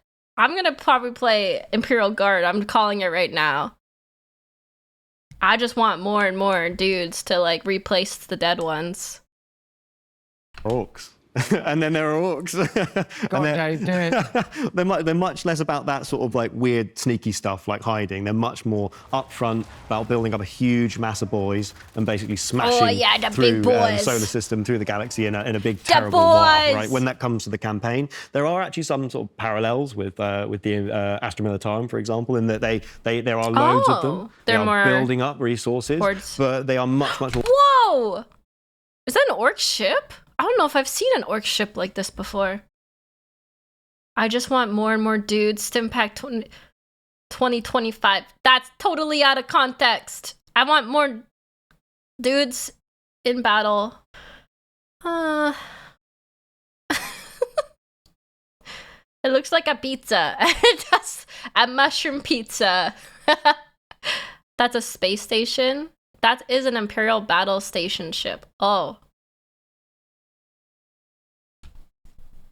About building up momentum and continuing to fight and continuing to It's crumping with the lads. You know, it's continuing to fight and continuing to push forwards a front line and making sure that the boys don't get bored and start fighting each other, right? It's about taking him and his lads and basically smashing along and keeping that momentum up and making sure you've always got something interesting to sink a chopper into. Dave likes the orcs. I love orcs. Yeah. You've grown the scale for what we're fighting for from provinces to planets. How are you going to capture both the small details? Thank you, creative. I am a delight. I'm a fucking delight, as Maple would say. Thank you, creative. Of planetary warfare and obviously the wider conflict. So it kind of starts with you're fighting on a planet. Right? You're fighting in a battle, a kind of real-time experience. You've got thousands of troops kind of charging across the surface of a hive world, right? Kind of fighting in the streets of a hive city, firing powerful bombardments kind of at one another, either from orbit or from off field, right? And you're kind of fighting to take that hive city, maybe back for the Imperium in some manner. zooming out a bit further than that, that was a battle on a planet, right? So once you complete that battle, you're now on the planet. You captured the region. Well done. The hive city, it's now yours. Because you've taken that hive city, you now have access to further resources and large populations of it. Like billions of people are living in these hive cities. Oh, so like a planet is like a province, he said. Okay, that makes sense. Okay, that makes sense. That makes sense. That affects your kind of campaign across that planet, right? Because you've captured that hive city, you've now got a staging point to advance across the other regions of the planet, each of which themselves would be a different kind of battle type. Kind of zooming up further to that, you then have your kind of fleets around the planet, right? Like your fleets are able to drop forces to where they need to be into kind of certain key regions. They're able to support with, as say, off-map bombardments, both in... Did he just say planets will have multiple provinces now? I'm confused. I think he said multiple regions on planets. Okay. And you can like back up your troops with like drops from your ships? Yeah, like a few cities on a planet. Campaign and in battle, but then they're also able to kind of just ferry your troops. They are transport as well as that. And obviously that's because Ships you're are not like your fighting on one reserve planet. army, yeah. You're fighting on many planets as you go. You're traveling your forces kind of to many different front lines, many different battlefields, trying to take control of this overall planetary system. So your fleets are kind of your key motivator for that. And obviously, it's not just traveling planet to planet, right? Like there are anomalies, there are things to do in the space between as well. So there's a strategy layer that you're kind of having to interact with. We didn't stop there. Like even better than that, like we are now offering you kind of a further context, right? Like much like campaigns give a context to your battle, right? Capturing that hive city changed the way that you play. We are now saying that actually your campaign matters. The result of this campaign will change the kind of future of the galaxy itself, because we've moved up to this other layer where you're fighting in what we call a crusade theatre, which is a kind of area of the galaxy which is seen as a kind of hot point for conflict with factions fighting one another. And in these key areas, you are fighting in systems. You're also sometimes just fighting pivotal battles as well. And that's the idea behind it, is you now have a context for it. He said they were calling it a crusade theater. It's kind of a cool way to look at it. Don't hype the game up too much now. I know, when he says winning certain battles and planets over will directly affect like the game state, like the campaign. I'm like, does that just mean like how normal Total War is, where like other people might declare war on you? Or is it like more than that? I'm like, am I getting too hype over just like the basics? I don't know. I'll have to see more. It's not just a campaign and it's a one and done thing and you had great fun and it's over. It's a campaign, you had great fun, look what it's done to your next steps. What campaigns trigger from that? What battles? Like your current campaign will affect your next campaign. How does that even work? Stim is in the honeymoon phase and doesn't quite have the background of CA fumbles. I am in the honeymoon phase, yeah. An interview said the previous campaign affects the next one. That's crazy, though. That sounds insane. How are they going to do that?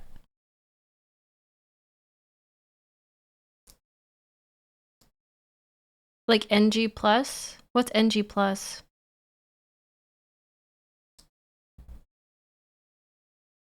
Like if you keep playing with the same army, you can build over multiple campaigns. Oh, New Game Plus, I see. Oh, yeah, okay, that makes sense. Like, oh, you finished this campaign. Do you want to continue? And then you do it again, but with a bigger army. Oh, you finished this campaign. Do you want to continue? Come from it. How do you advance your faction after that? So when you go into the next campaign, maybe you are more prepared or even more powerful than you were previously. So the scars of your campaigns and your battles, they're all going to be shown on that Crusade Theatre level. But what's the worst thing you could do to a planet? You can destroy planets entirely. Yay! So pretty bad. It's pretty bad. Yeah. Unlike previous games as well, we obviously have let you raise cities, but there was always an opportunity to rebuild. But in the world of kind of Total War Warhammer 40,000, we are actually letting you just blow up and destroy a planet. It is a permanent action. There's no backseas, there's no takebacks. But also remember, it's not something that can be done frivolously. right? Like blowing up a planet by the Imperium is something requiring multiple layers of authorization. They would much rather throw away 1 billion human souls to reclaim a world than destroy it. However, there are extreme circumstances, and we do let you push the button. Fantastic. Well, assuming we have anywhere to fight, I have a very big question for you. There's been a lot of speculation about it. You know, it's such an integral part of Total War, and fans have gone back and forth on how we'd do it, how we wouldn't do it. Battles. How did you approach designing battles in Total War Warhammer 40,000? That is... Can we do an Exterminatus only run? It sounds like it's going to be extremely difficult to do an Exterminatus, so probably not. That explains how they keep the scale large. It's stretching across multiple campaigns. I wonder how many planets there are. It's got to be a lot. There we go. That is a massive question, and I think with anything of this scale, like the first thing that you do is you go to the source material, right? You go straight into the codexes and you go into the tabletop and you play it and you really feel it and you get to know all of the factions, all the potential factions and the different combinations of things that can happen. You look at all the toys and the fun stuff that you can do there. Oh, beautiful and you start paint to job. think, well, Oh my god, look at this. I'm sorry, this looks so good. Beautiful paint job. So good. We sort of transpose that to Total War, right? And obviously scale is a big thing for us. So we thought, well, we need to make sure we have ways to bring in all sorts of stuff, make sure that you can, keep to sort of supplying the battlefield with your powerful units. So something that came as a real sort of natural occurrence was we have to have reinforcement play a really big part in what battles are. Again, not only for the scale, but also to create that sort of intrinsic link between the campaign. So now when we're playing, for example, Space Marines, who you've got sat on your fleet really, really matters, right? Because those are the people that are going to be able to come in via drop pod. They're going to be able to slam into the battlefield. Okay. We'll talk about destruction. They can knock down buildings, right? They can destroy elements of the battlefield, change the battlefield, and they can start killing things where you need them to be, right? So the Space Marines can become all about that like sort of orbital beam is so cool.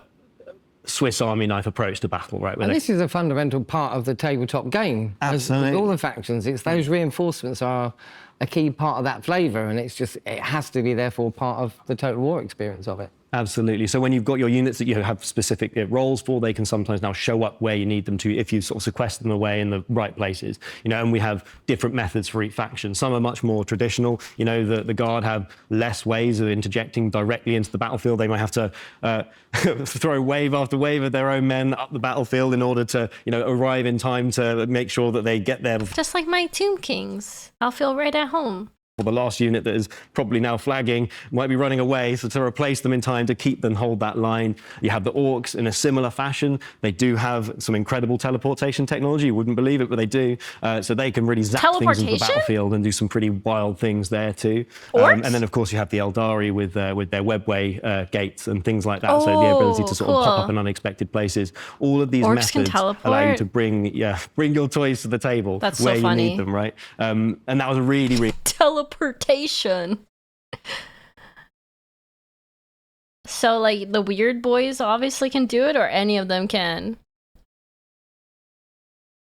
If they believe it works, it will likely work. That's so cool. Oh, the mech boys. They're mechs built teleporters. I see. Big part of making sure we captured this and sort of evolved the gameplay.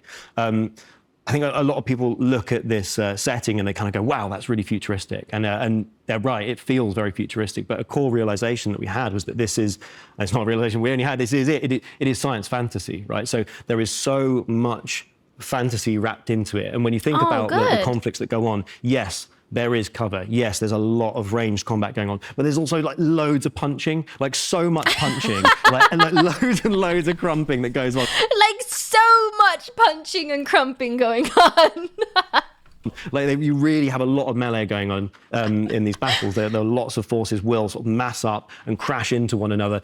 Practically every unit has some sort of combination of a thing that they can shoot you with and a thing that they can punch you with, right? Like in some cases, literally power fists, right? So there are like so many sort of very sort of familiar elements actually to it when you start to see and realize that there's a lot of sort of like fantasy drives in there, and so those massed armies still happen. There will be massive front lines crashing against one another. So yeah, there's loads of gutsy it's really stuff. like the reinforcement mechanics, the way you fight, even within a faction. It's so much more connected to that campaign experience and how you've teed up that particular setup for the battle, and that's key. It's fundamental to the core design as well. But also going back to, understanding that setting and the Warhammer 40,000 universe to that degree, it really brings out that in the game itself as well. So having a team that's just so ingrained in this for so many years, like Dave, and it really helps bring out those details, that it makes it authentic, and that's just such a fundamental. Whoa,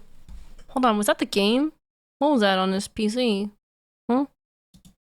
Shoot, I went too far back. That in the game itself as well. So having a team that's just so ingrained in this for so many years, like Dave, and it really helps bring out those details. That look at that. That looks cool. Cool. Me looking at their tabs. It looks like a dreadnought, yeah. It does. Special unit.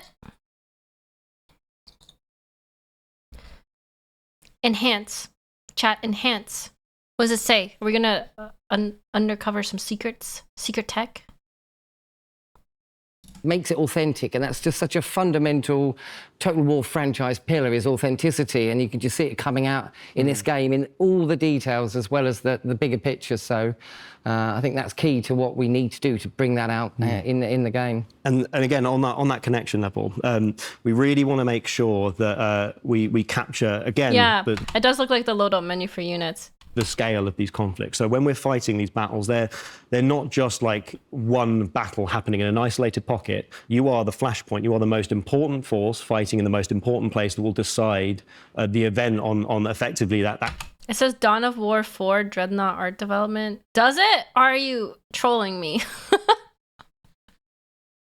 Continent, right? But there is war because it would be kind of funny if they're showing Dawn of War for the Total War interview. Everywhere, all across the planet's surface, right? So you really are that flashpoint. When you show up to battles, you often will have a purpose. There are things that you are trying to achieve. It might be like, securing an orbital cannon, for example, to stop people from using it. But also you'll be joining and fighting against forces that are already present on the battlefield. It is not uncommon that you'll rock up as Space Marines and find that there are a bunch of Astra Militarum about to be overwhelmed by a bunch of sneaky Eldari.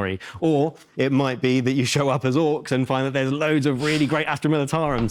Bro, can I copy your homework? The art dev of both should be fairly compatible. Yeah. That makes sense. The hell out of, right? So it's that kind of level of trying to, again, capture that scale, make sure we really are doing justice to this sheer volume of stuff and different units that are going to show up in this game. So we've spoken a lot about Total War Warhammer 40,000, but what is it that really the Total War's bringing here? What is it that our game is doing differently to other games in the 40,000 universe? Ooh, yeah, good question. Okay, I think the main thing here for us is scale. It's a because there's been a lot of talk about having Dawn of War 4 and Total War 40K competing, since they're similar style games. I haven't played Dawn of War, so I don't know. Yeah, what if Total War 40K comes out, Dawn of War 4 comes out, and the Henry Cavill 40K show comes out at the same time? I would be a happy girl. Dawn of War 4 will come a lot earlier. Similar-ish. 40K Total War will be longer in development. Sorry, I'm just having a moment. Did they say what year it was releasing, Total War 40K? Did it say 2026 or 2027? No. Oh, okay. No year, no release window or anything. Okay. It might be a while then. So their selling point is scale. So bigger scale than Dawn of War 4. Because Dawn of War 4 is like an RTS, but it's smaller scale, right?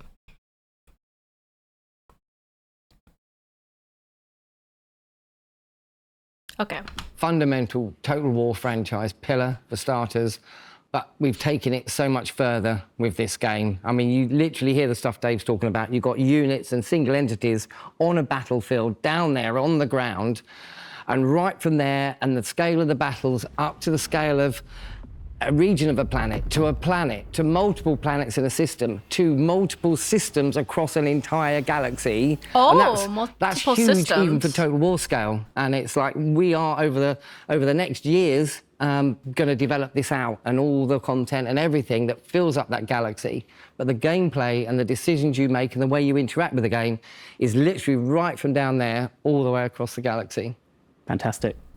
Yeah, and I think the kind of personalization of your kind of faction, its units, its style, it's even down to its mechanics, right? You're creating your faction, right? You're making something unique and personal to you, obviously attached to, hopefully, but I think that adds so much to us. Like I haven't seen anyone else really kind of going to quite the depths that we do. Like you can have different pattern types, you can have kind of different left and right color, you can set your pauldron, or like kind of your knee. Sorry, pauldron's up there. You can set your kneecap to a different color. You can have different decals around your faction. If you want to be a kind of like a, kind of an Ultramarines fanboy and have kind of like the sigil of Ultramar everywhere, you can do that. It's really fun, and we've generally found anyone who's played. This is like a lot of customization. Dark Heresy, Mechanicus 3, or Mechanicus 2, Dawn of War, Space Marines are the 3, and Total War 40k is eating a while.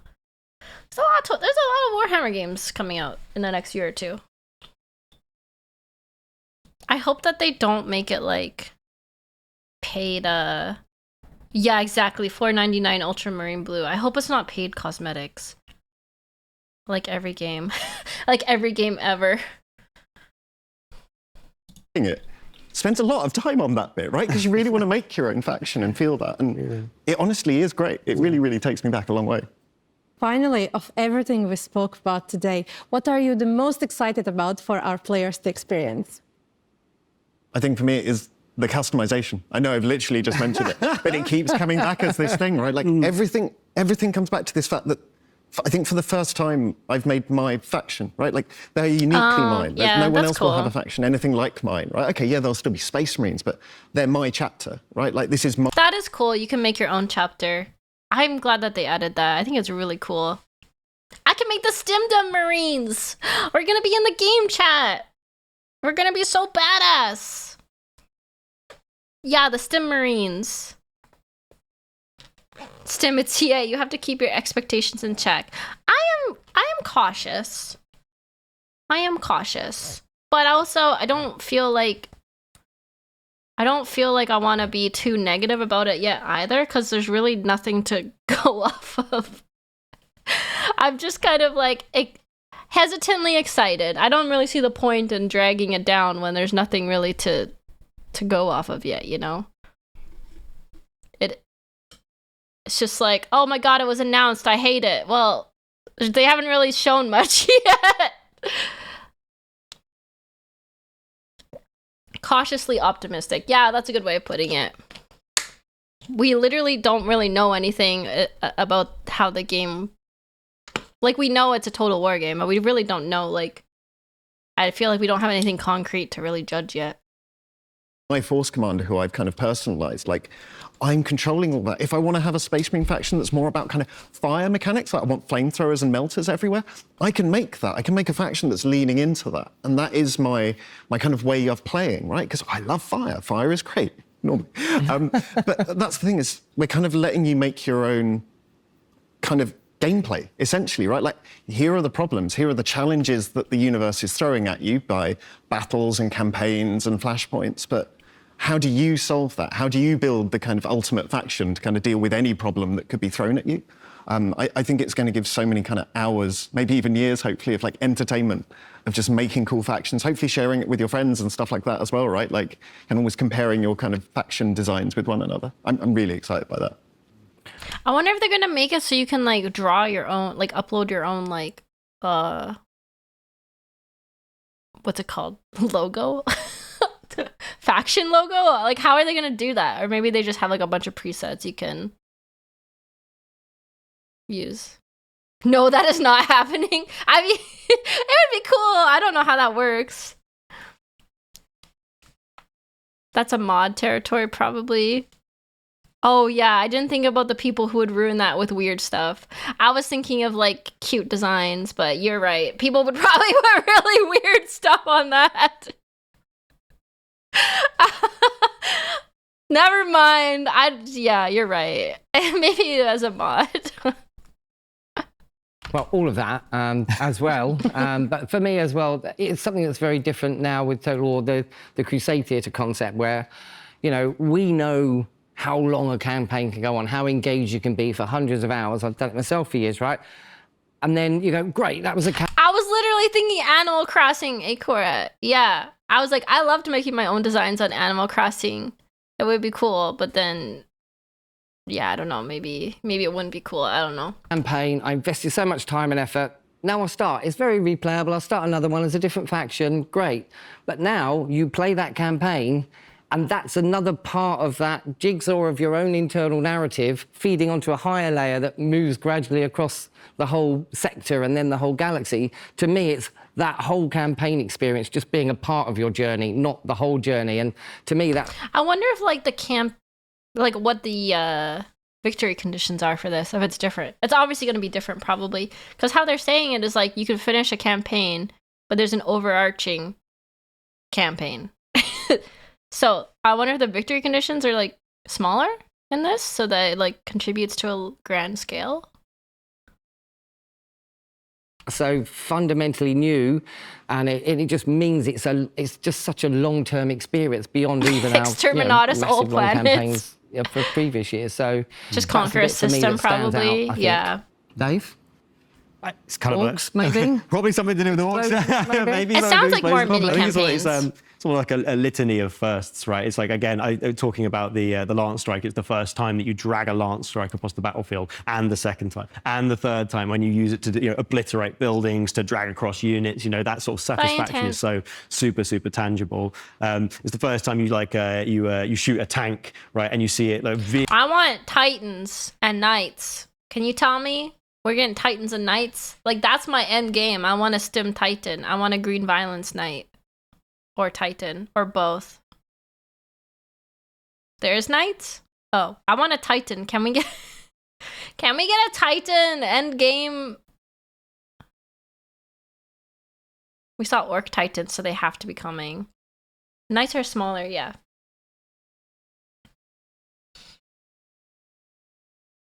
Once Titan size Queen Stim. How cool would it be? Need the $20 Titan DLC? No! I mean, probably, maybe. I don't know. But I really want a Titan. I would be cool to have like a Titan in your own customizable chapter, right? Like if you can paint them to like look how you want and have your emblem on it, that'd be really cool. Off and hit a building and again cause a bit more destruction, cause a bit more chaos. It's the first time that you use like a Psyker's ability, right, and sort of like blast apart an opponent, or see orcs teleporting in from somewhere unexpected. A weird boy going pew and jumping a bunch of boys right up in your face, or you mean like versa, right? something that Usha baddies? All those moments are in there, and I think there's so much love and care for the source material in there, and I think there's a lot of little bits that people find and kind of go, wow, this is there's some good stuff here. And that concludes Total War Warhammer 40,000 Developer Roundtable. Big thank you to our developers, our guests today. Thank you. And then we're going to be back later in 2026, and we will bring you more content. We're going to bring you battles. We're going to bring you campaign. And that's not all. We're going to go into deep dives. We're going to do blogs, videos, and all sorts of Q&As. So we will see you there. Absolutely. So thank you so much for tuning in, and another massive thank you from everyone here at the Total War Warhammer 40,000 team. We'll see you next time. Okay.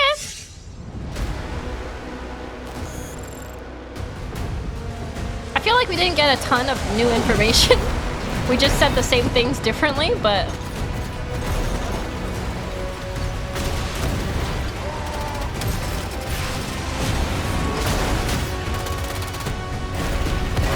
Wow, the big explosions!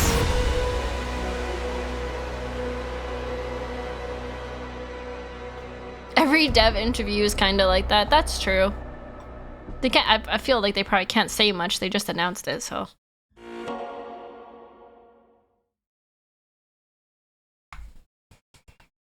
They re-emphasize things we kind of already know. Either way, it is kind of nice to hear their thought process behind things. I don't know. I'm just excited for it. I am tempering my expectations, but I do think it's cool that they're doing this. I also really want to blow up buildings. I think that's cool that you can change the environment.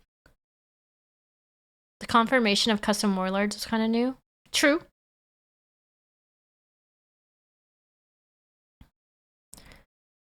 True. Check out the lore channel Oculus Imperia. I could look into that. The Eldar. Oh, they did give some new information about like how units might work for different, like how different they are. Like how, I guess that you can kind of guess, but they did say like Space Marines isn't focused on economy. And Orcs and Imperial Guard are more focused on building up your economy and your reserve troops and things. So I guess we did get some new stuff, but I hope the Eldar feel really different. I do think they do a good job of making the factions feel different in like Total War Warhammer 3. So like I'm optimistic that they'll make the factions unique in 40K. I hope. I mean, as a new player, I have to relearn how to play each faction I play. Like I was watching Arisa play Skaven. I'm like, I have no idea how Skaven play. So I hope that they do that with 40K factions. I imagine they would.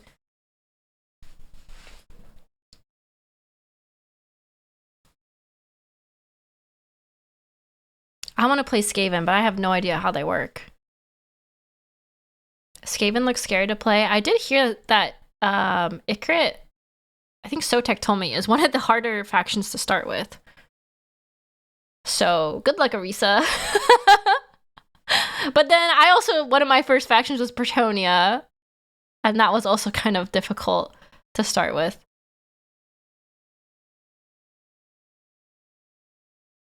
I don't know. There's a lot of factions that are difficult for different reasons. I started with Grand Cathay and it was fun. Skaven is you send troops in and then you have your Skaven gunner shoot the enemy and your cannon fodder troops. Skaven are horde army, so high economy scaling, but also high expendability. Kind of like Tomb Kings? Tomb King is like a horde army, isn't it? I found Tomb Kings kind of easy once I figured out how they work, because they're really slow to start. They don't have like much cool troops available. It's like just skeletons for a long time. But once you stick with Tomb Kings, it's fun. It was just kind of like, oh man. Okay, we'll just send more skeleton guys at them for like the next 40 turns.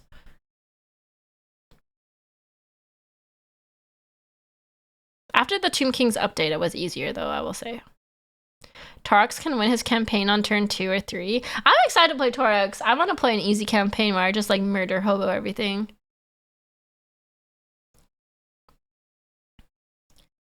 Tomb Kings are literally limited in the number of armies you have, so you really need a lot of quality to compensate.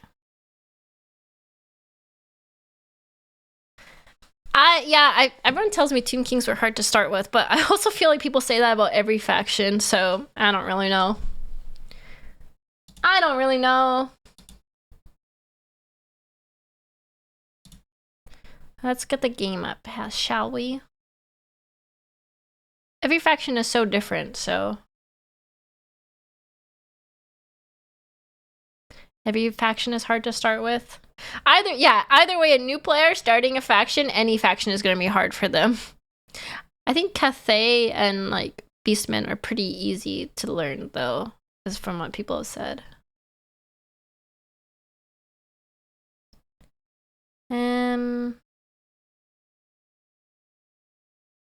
I'm gonna take a quick 5-minute break to get more water and a snacky, and then we'll play some Taurox. I only have about 2 hours though, but that's enough to start.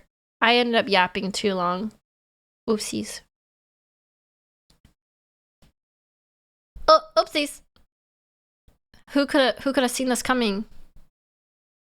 Who could have seen this coming? Okay, I'll be right back. I'm gonna go get a quick snack and get my water refilled, and then we'll start Torox for a couple hours. I'm gonna leave you with the BRB screen. Also, buy the Christmas merch, please. We have a limited edition playmat that was added last minute. It's really pretty. It's a Christmas 2025 Glitch Stars exclusive, and I think the merch is done in like 10 days. Wait, 14 days? I don't know. Go buy the merch. I will be right back.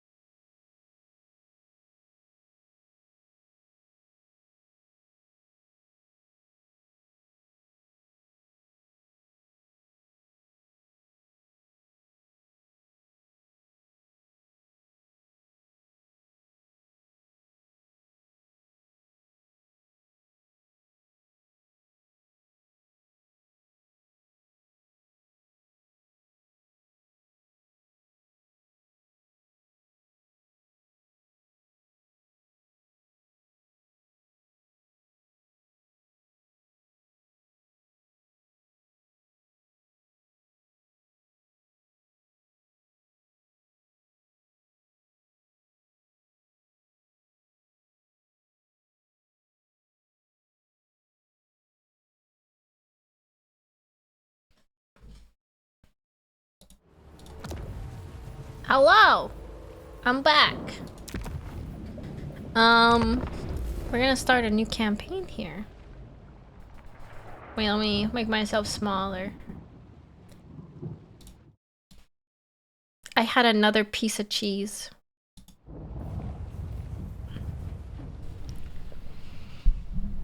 And an orange. Excuse me.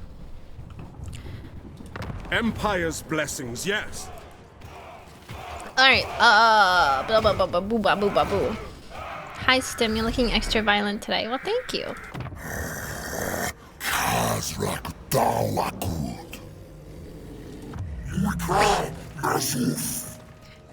Oh, hell yeah, brother!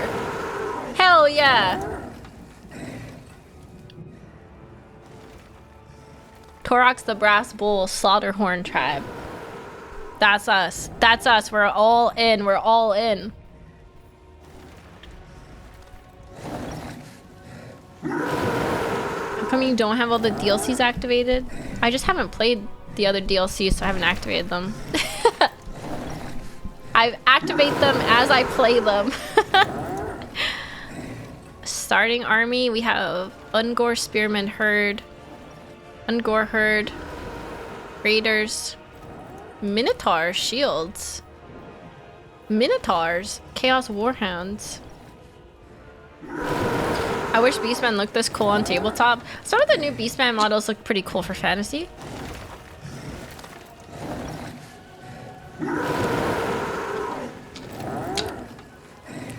The Beastmen get a few units from the latest few DLCs. Oh, what? Wait, what? What DLCs am I? Wow, what DLCs am I needing? I am Prince and Emperor.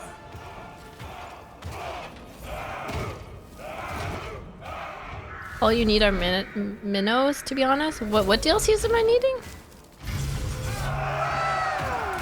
The Chaos DLCs? Oh. Zack Strife 1987 cheered Dex The Chaos 100 Dwarfs? Power Apple Stimper Forder Power UPR. I didn't even know that. As I hold Gal Maraz, Yeah, I have the Beastman one. I don't.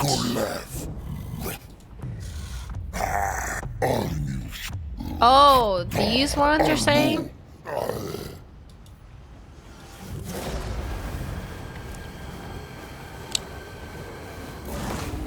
Call of the Beastmen. Do I need these? I thought it was fine just to play this. I'm just a girl. I didn't know I needed to download all of them. I think you get access to the chaos flavored gore herds. Gosh dang it. Gosh dang it. Well then. I think it's fine for now. Wishlist all of them. I can probably get them through Total War. I just haven't bothered. So I thought it was fine. It's about the Chaos Demon DLCs. Summon the Elector Counts. Which ones is that? Warriors of Chaos? Oh my god, why does it go back to the screen every time? Bring me to my men.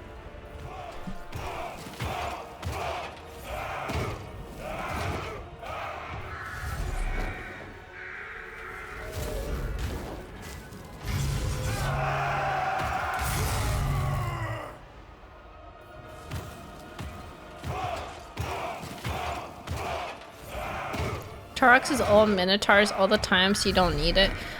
I'm just gonna play what I have now. I think it'll be fine. I think it's fine. We'll just play as we are. If you have the DLCs, you can recruit the other Beastmen Legendary Lords with the Beastmen game mechanics. I see. I didn't realize. I could do that. I think I'll be fine. Husband. I've started saying the word husband instead of like husbando after playing Kingdom Come Deliverance. Because like, I don't know if it's a medieval thing, but everyone in that game is, oh husband. Husband, where art thou, husband? You've been off hunting for 3 days now, husband.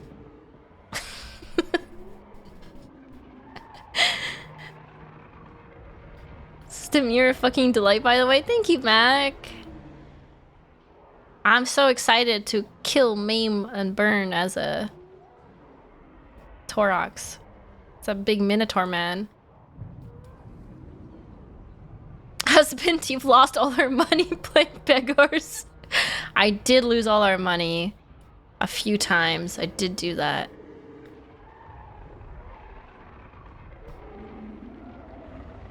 Thank you for updating the game, Prince. Today's Tuesday. That means Taco Tuesday. I'm gonna make tacos tonight.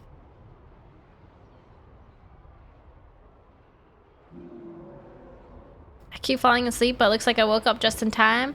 Just in time. What kind of tacos? White people tacos. Because I don't know how to make real tacos.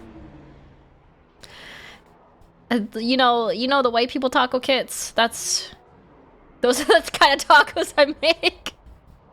And I know they're not like authentic and they're not really that good, but it's good enough for me. Thank you, Borfy Sniz, for the gifted sub to the Brass Bulge. Oh my god, amazing. Thank you. I make homemade burritos, so who's to judge? I've never like had a burrito, I don't think.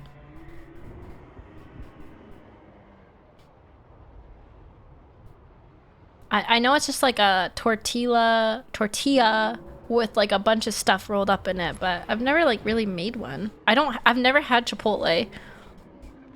I've never been to a Chipotle. I don't even know if there's one near me. I do like tacos though. I love tacos. And they're so messy and they just like fall apart, but it's so delicious. Yeah, so good. Ooh, ASMR.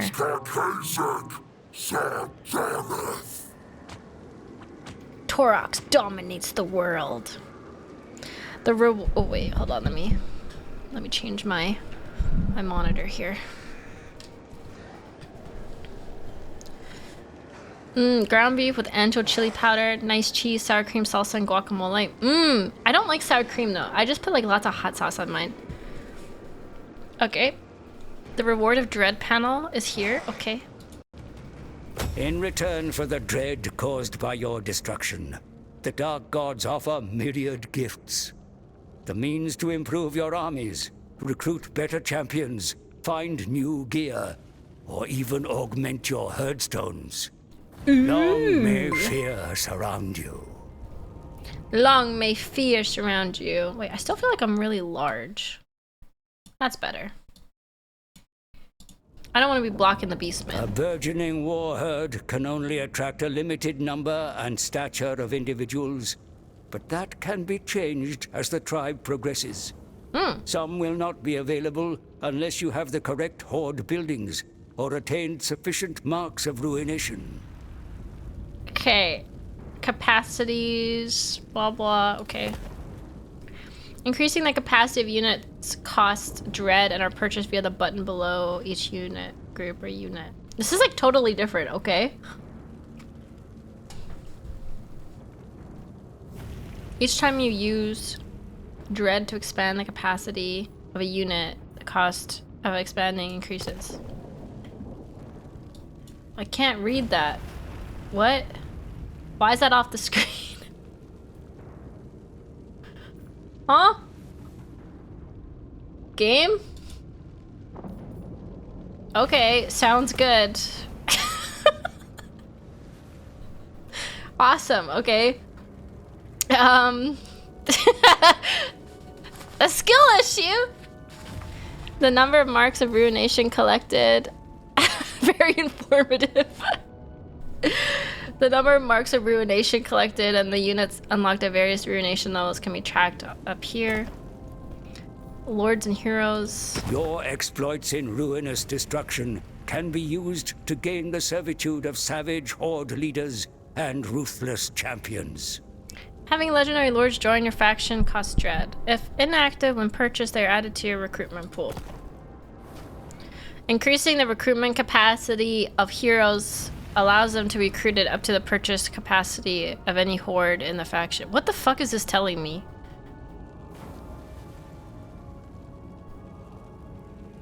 Okay. In the upgrade tab, you can upgrade various aspects. The Dark Gods have the means to permanently boost many aspects of the tribe in return for your baneful accomplishments.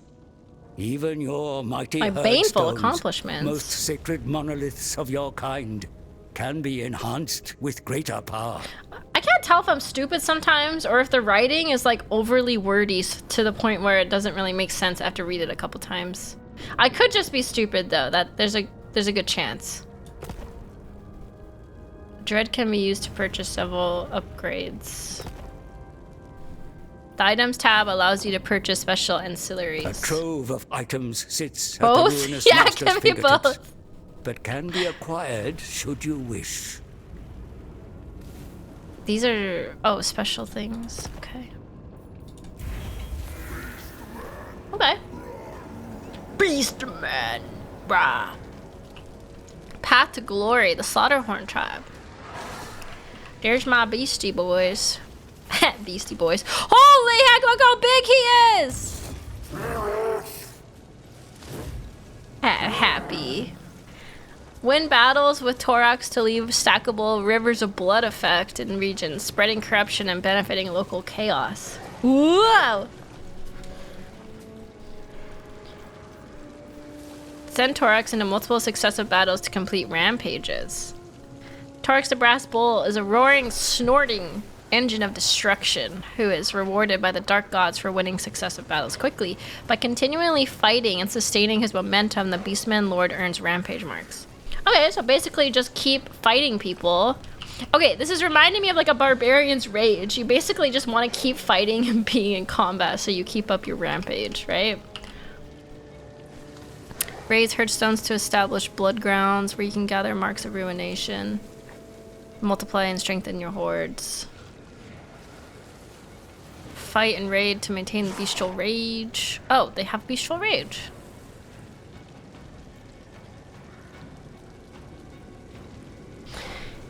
He's so big. Am I late? Are we start? We're just starting to learn. Earn dread throughout your campaign to spread on upgrades. Use the beast path stance to avoid obstacles. Okay. The acquisition of lands is the surest path to supremacy in war. Through territorial gains comes Capture great a wealth settlement. and the power to raise forces to defend it. Expand your burgeoning state and deny your enemies the room to do likewise. Movement. Bestial rage. Amassing. Word is reaching the disparate war hordes that his lord promises much to any nearby beastmen.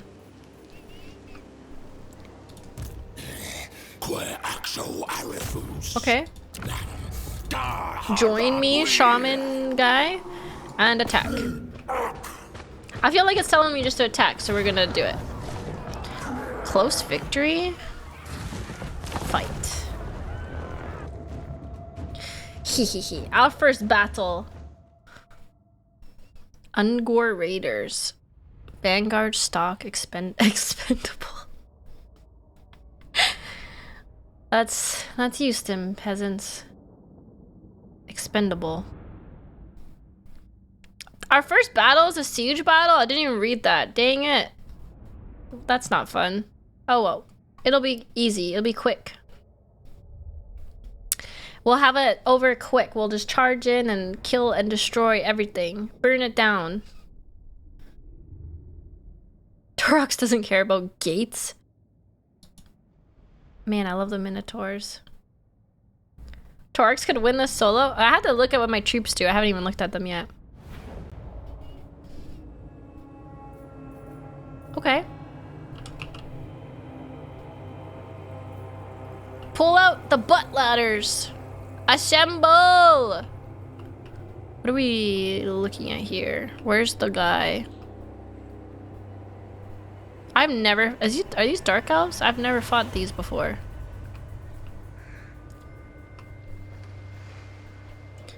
Stim, if you want, for next session DLCs that add units to Beastmen: Call of the Beastmen, The Silence and the Fury, Shadows of Change, Thrones of Decay, Omens of Destruction, and Tides of Torment. Yeah, if you want to write it in Discord, Miyazawa, that would help me in the Total War channel. I mean, it's dark and they are elves.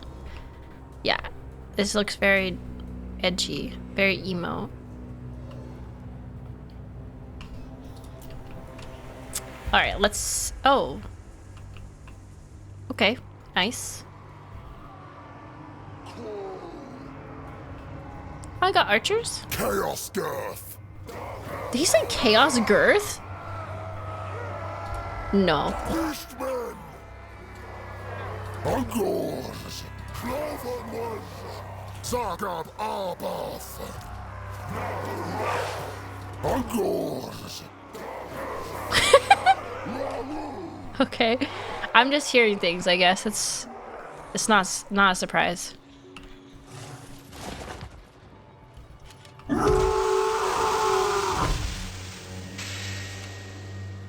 I like the steam animations. He's a steamy boy. Oh. Oh my god! Whew! Yeah. Whoa! Awooga! Awooga, wooga, wooga. Stop the pathing. What is happening here? Stop it.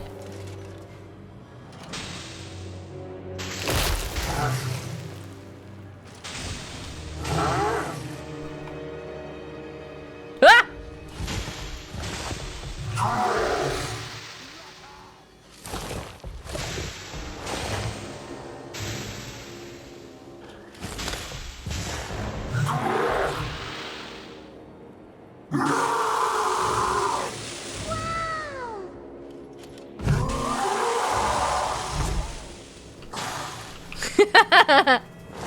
Stim, wake up! Stay with us! Stim! Stim! Stim, come back! Stim! Here's a kiss for you, Draymond. Mwah. Okay, sorry, I just had to look. I had to get my look, you know. I had to... I'm good now, I'm good now, I'm good now. Okay, Stimmy wanted to rampage on you. You know what I'm saying? Okay, what do we got here? Shielded Vanguard? That doesn't really help me at all. I don't even know where to go into. Where do I go in? Where's the best entry point? Is there...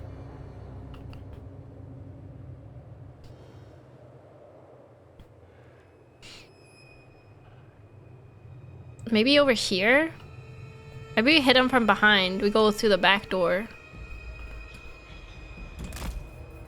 Actually, let's just put these guys together.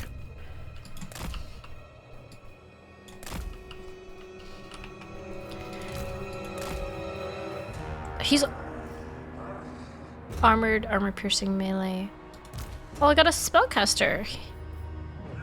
Lore of the Wild. Leadership. Oh, it's a debuff.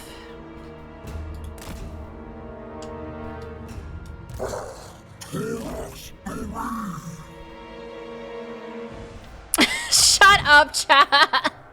Shut up. Let's put these guys in here. We'll put some spear guys in there. I mean, one spear guy, I guess. They're hidden? Why are they hidden? Wait, what is making them hidden? Am I stupid?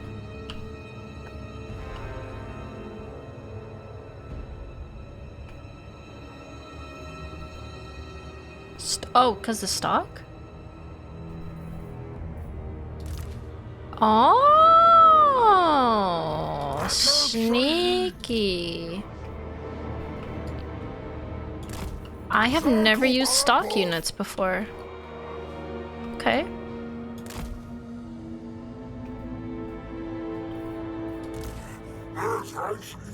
War beasts, fast. Did I leave him on the other side? You're right, I did. Let me reposition them. He's not Vanguard. How? Wait, how is he up there if he's not Vanguard? Is this not the Vanguard zone? What?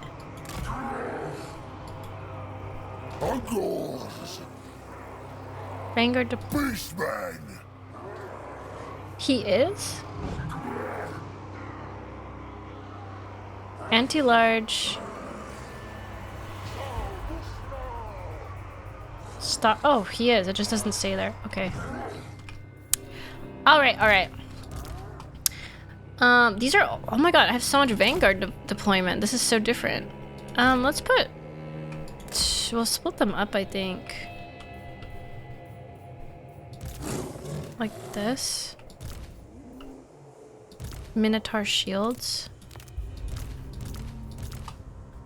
The dogs don't do much in Siege, besides deploying them far so the enemy... I'm gonna use my dogs as a distraction to run them into my... To, like, lead them into my army, I think.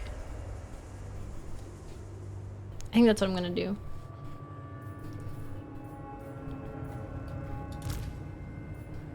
They're quite good at destroying gates. Shielded, armor piercing, no forest penalty. Causes fear? This unit can attack city gates, allowing you to instantly launch a siege battle without having to wait for towers or battering rams to be built. Oh. Blood Greed. Armor piercing weapon damage, charge bonus, melee attack. Effect intensity increases with each kill made by the unit. Maximum intensity at 200 kills. What does that mean?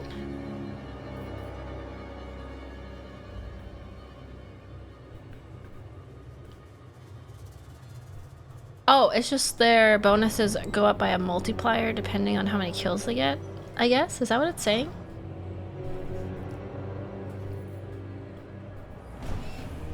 We'll put you guys in with Torox, I think.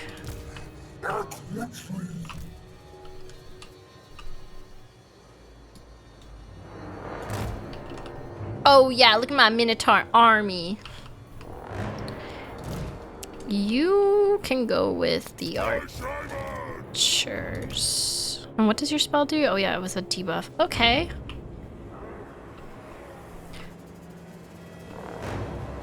Carond. Okay. All right, shall we wait, let's wait for the people to come back from ad. Let's wait for the peeps. And then we'll charge. It says... You guys said I should use my dogs to go for the gate. Go, dogs of war, go! Is my game being laggy? Why? Why?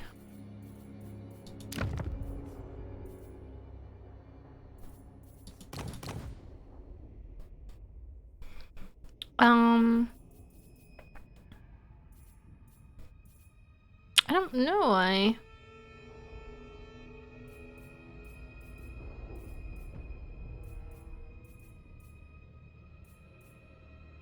This is the only dog we'll get this week because we're sure not getting Mutt.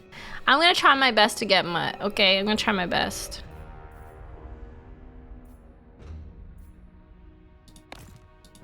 I don't know. I guess we just deal with it. I just need to figure out my computer being slow to play these big games. I don't want to lower the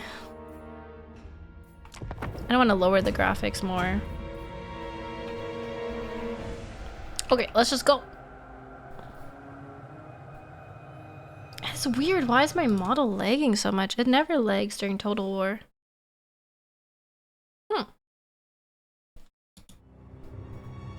But started his own family and already has a stable job by now. Maybe if I turn VSync off, it'll be better.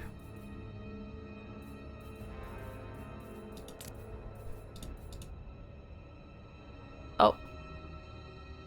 Oh. Lumi had a similar problem recently. Maybe something about the new update. Roll, really?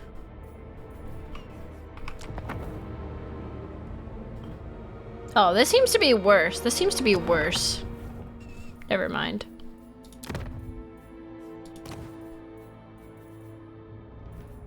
We do need VSync.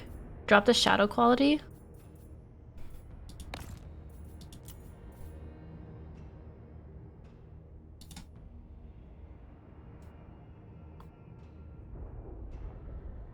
It's not unheard of. Something breaks with new updates. Yeah.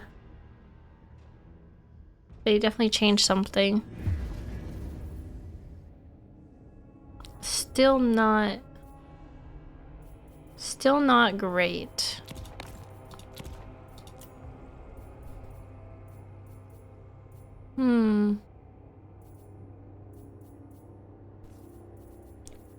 What is anti-aliasing? Do I need to change that? Does anyone know?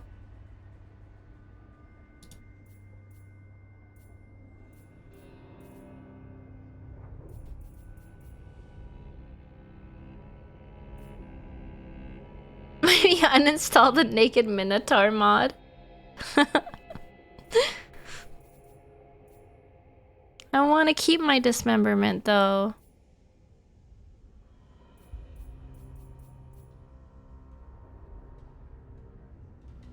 Oh, definitely not that. Anti-aliasing smooths jagged edges. Limiting the FPS in the NVIDIA control panel? Oh.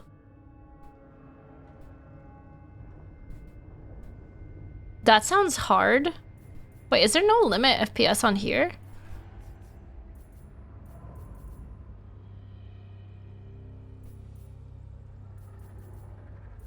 Oh, that's weird.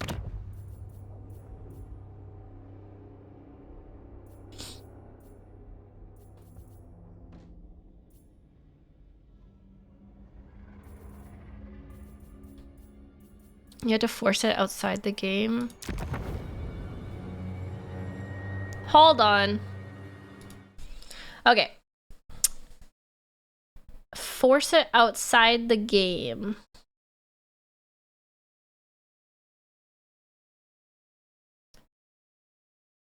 NVIDIA control panel? I don't even know. I've never even opened that before. 1 second, chat. Technical difficulties. NVIDIA app? Maybe? I do have VSync on, but it's still not, like, great.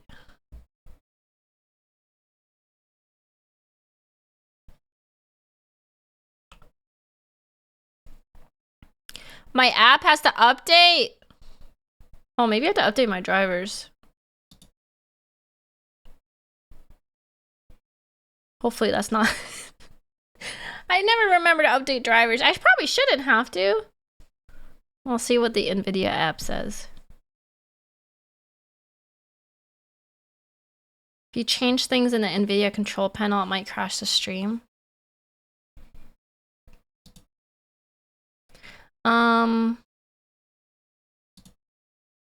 Let's see. Oh, there is a new driver. I'm not going to download it right now, though. But system? Performance?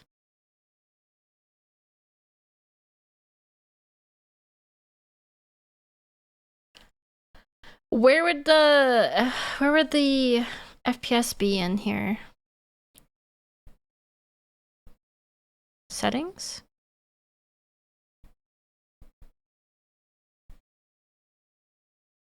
I can't do it in the app? Oh.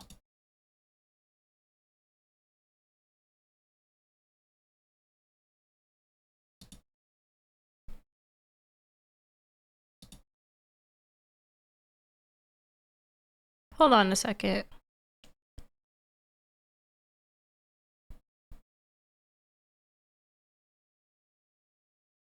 Max frame rate. I can set the frame rate in the app for Total War 3.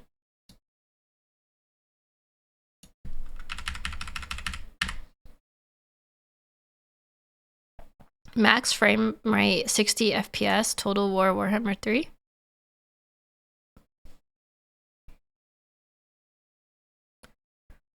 I just went to graphics, programs, I hit Total War, and I set my max frame rate to 60 FPS. I don't know if that worked, so.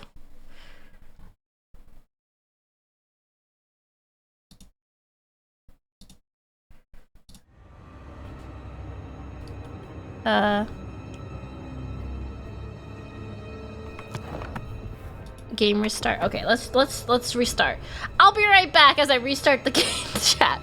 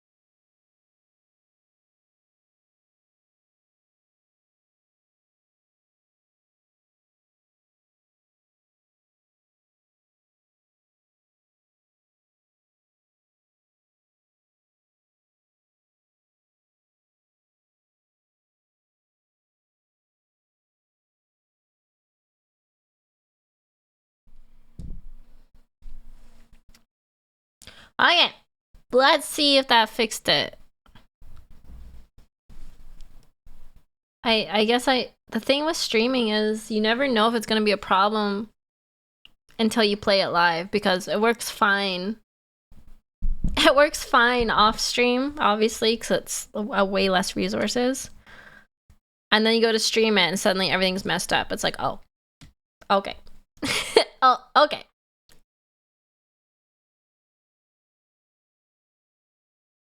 I remember Lumi had similar concerns. It's fine off stream, and then you play and you have 50 apps open, using up all your memory, and all of a sudden nothing works and breaks. Also, OBS just breaks everything a lot of the time.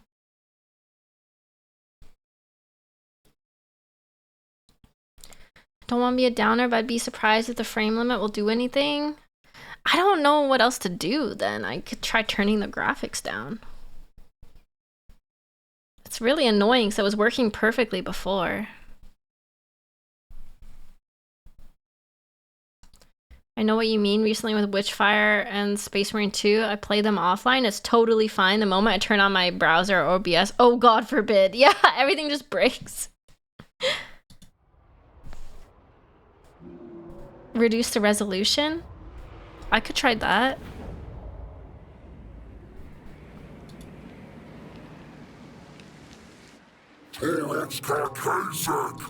Okay. I don't think it fixed it. I don't think it fixed it.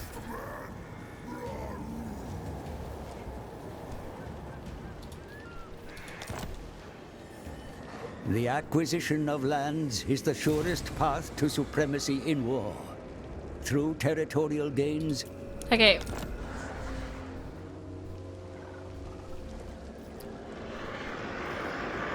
I don't know. Is it fixed? I can't tell. What the heck? Sometimes it's fine, and sometimes it's like, It's not terrible. It's not perfect, but it's not terrible. I don't know.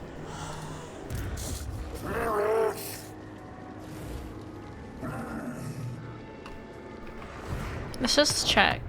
It's like whenever I click on something, watch.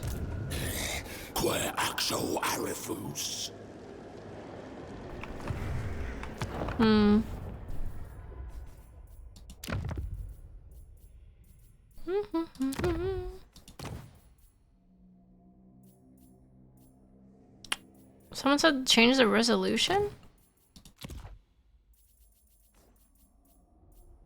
Like 1920 by 1080?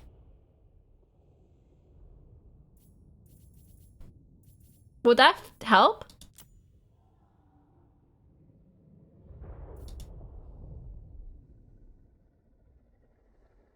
Oh my god, so little. Now I have to change the resolution of my OBS. Look how little it is. Okay, it's a little screen. Just a little guy.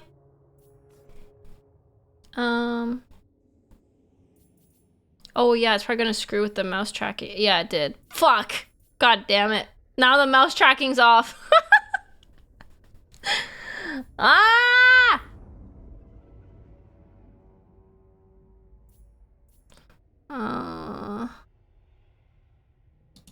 Oops. Let's see if I can fix this. Let's just see if it even fixes it. It might not.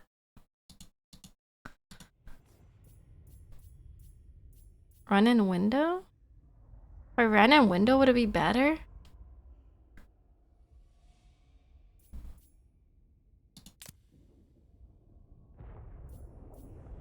We're just trying everything, alright? We're trying everything today. This stream has turned into a technical difficulties stream. I don't want to play in a windowed though. It looks stupid in windowed mode. Oh, it works though. The cursor's fine.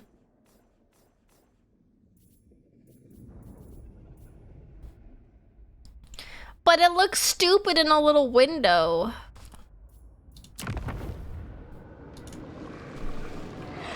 Did this fix my issue? Is it still stuttering?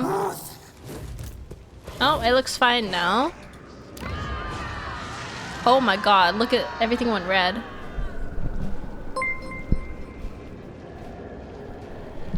Hi, Caston. I really have to play in a stupid window. I can't make the window bigger. Alright, well, I guess if this is how it has to be, it has to be. If this is how it has to be, it has to be. Chat. We have to play on a little small scale window. If I change it to full screen, it messes up my cursor. And I don't know how to make the window bigger, so... We all must make sacrifices. It's true. It's true.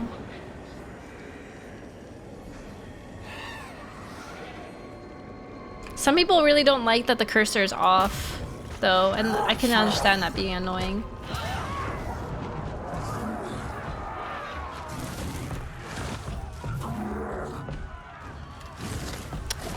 Let's just fight it. Let's try fighting it. We'll see what happens.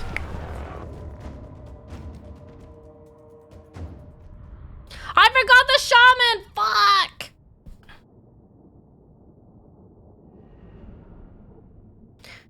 Total War is notorious for becoming really resource hungry. It wasn't a problem for me in the beginning, but now I can't do anything outside the game anymore. It's fine. I don't need the shaman. I was just been focusing on trying to fix the lag with my model. Man, that's annoying. I don't know what they changed, but definitely did something.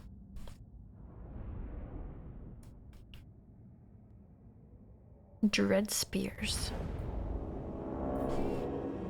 Okay. Everything's working fine? Everything's working? Okay, seems like things are working. Okay. Well, this is a lot harder to see in a window, though. Jesus. We're just playing on hard mode now. It's fine. We're just gonna play hard mode. We're gonna go to the other side of the keep. If it wasn't hard enough to see your army before, now play in windowed mode with half the screen. I don't want to use my stinky PNG. You can't make me. Is there a gate? Oh yeah, there's a gate right there.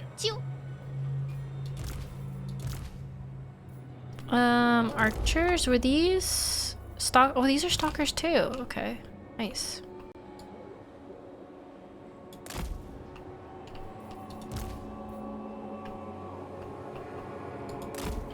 My puppies. You want to make the archers a group, I think? Why does it have to be stinky? Don't you have a normal one? No, I don't. I only have stinky ones.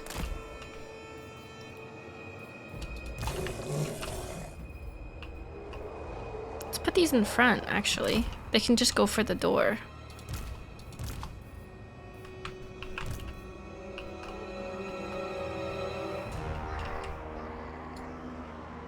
Oh, Lord.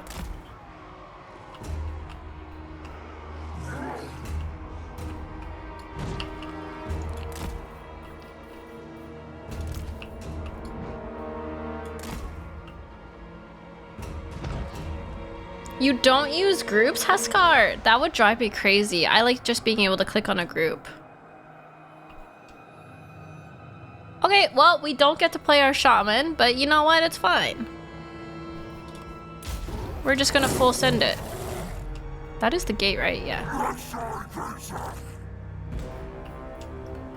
I think we can just, Oh my god, that's a lot of arrows. Holy shit.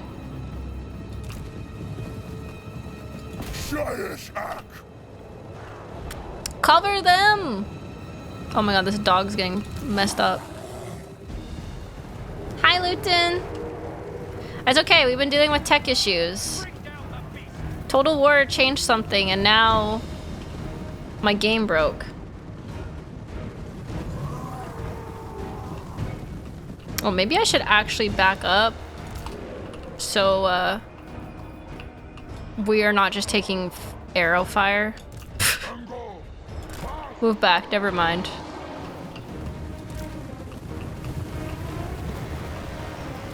Shoot at those guys though. How are you doing, doggies? Okay.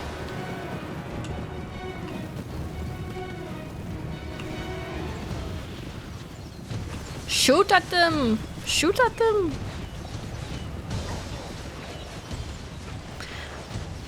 I mean, I could probably have the Minotaurs go help. Wait, is there even room to go help?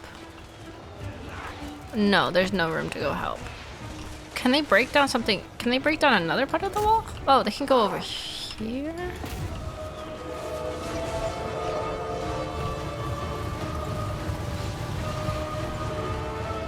A dog! Oh, the gate's almost dead anyways. Okay. Nice. Actually... You guys can go here. You guys can go here. They're in! They're in! They're in chat! They're in chat! Okay. We're in, we're in, we're in! We're in the back door. Okay, doggies. Doggies. Doggos. How about one of you come here and one of you go here. Try and get through the door, please. Keep going. Keep going. Get those archers. Don't get those guys. And you guys come in.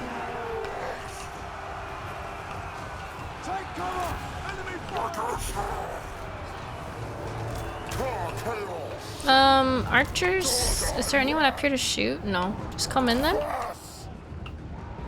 Make way for the Bray herd. Oh god, dogs. How about you run away? The dogs are getting fucked up. Run away, doggies. Chase those guys.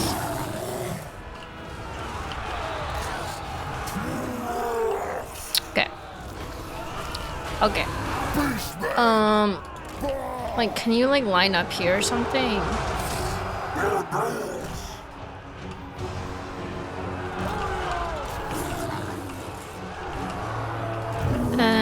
Go fight these archers. Take these archers out.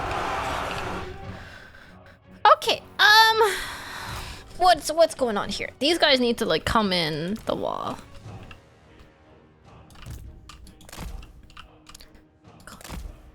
Come in here, maybe? Wait, is that backwards? What am I doing? That's backwards. I'm looking at this backwards! Alright. Come in here. You two.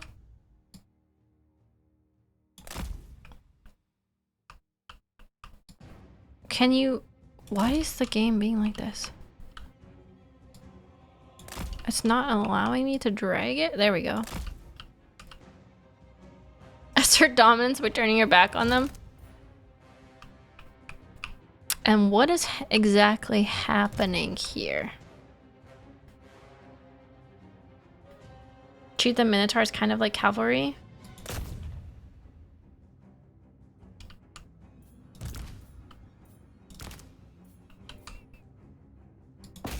So they should not be fighting spears. I got it.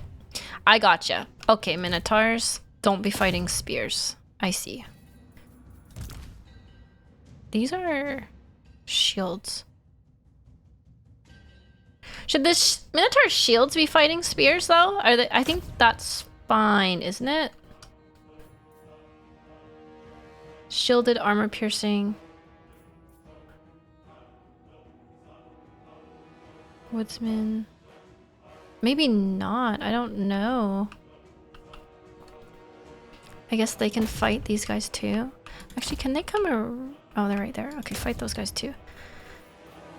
We will have these guys fight the spears. The dogs maybe run away. I don't want you to die to the spears.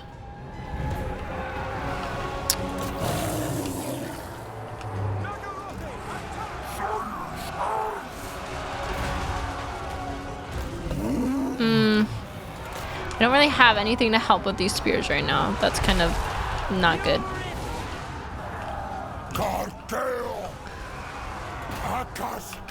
Okay. Wait, what does this do? Active ability Blood Beast cause fire damage. Ooh. Wait, I didn't read the rest of it. Good against armor, strong versus single. Oh. Never mind. Oh wow, I used it. I didn't read the rest of it. It's not good against an army, but whatever.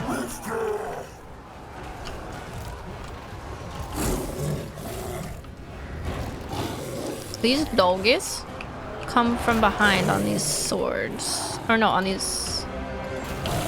Oh, these are my archers. Jesus Christ, get out of melee. Archers, get out of melee! What the... Ah.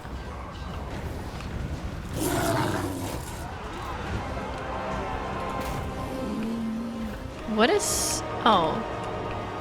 What is the way to go here? Oh, up here. Okay. Damn, we're taking some casualties. We're taking some casualties. It's fine. It's fine. It's fine. It's fine. Don't worry about it. It's fine. I haven't played in a while. I won? That was it? What do you mean that was it? I didn't do anything. Huh? Those are the only guys here?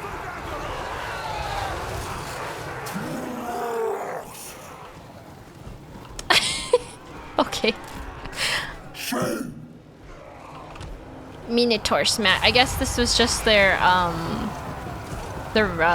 garrison. They had no lord here or anything.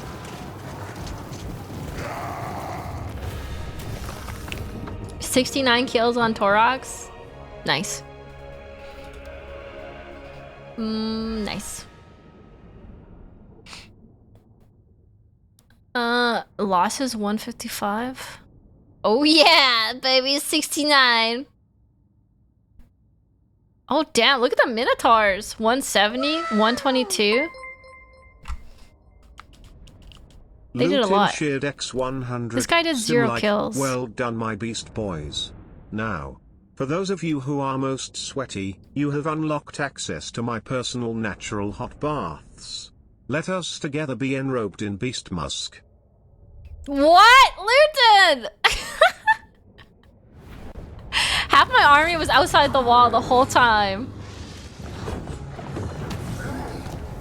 Dread gained. Nice. Okay. What's this do? Raise a herdstone, making nearby regions as part of a blood ground. Herdstones require the herdstone shard.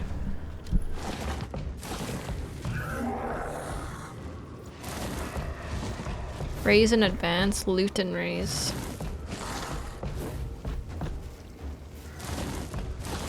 Wait, am I not building cities? Am I just raising everything?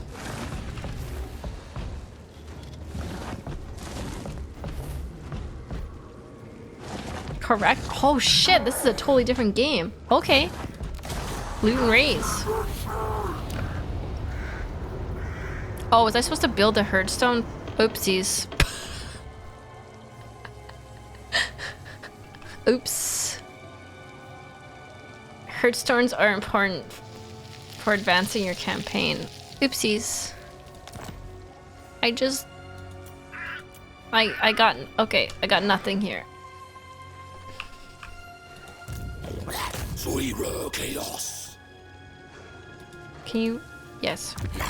Teehee whoopsie. I just wanted money. I saw money. I wanted it. This is all that's left? Wait, can I attack it still? There we go. Don't worry, I figured it out. I fixed it. Don't worry. I got a herdstone now. We can make our army. You have created new blood grounds, my lord. Blood By grounds. razing and sacking settlements in these regions, you will amass marks of ruination. Okay. Once sufficient devastation has been caused, perform a herdstone ritual to receive the Dark God's rewards in return. What do these do?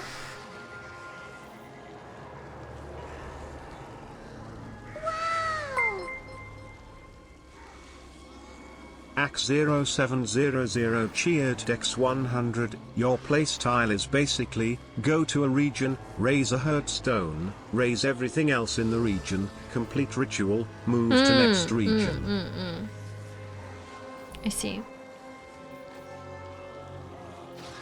The little blue stone shows a region is in the blood grounds. What blue stone? This thing? Oh, yeah. Is this just like I just get to pick a path? Ammunition plus 30%. Winds of magic up. Casualty replenishment rate up.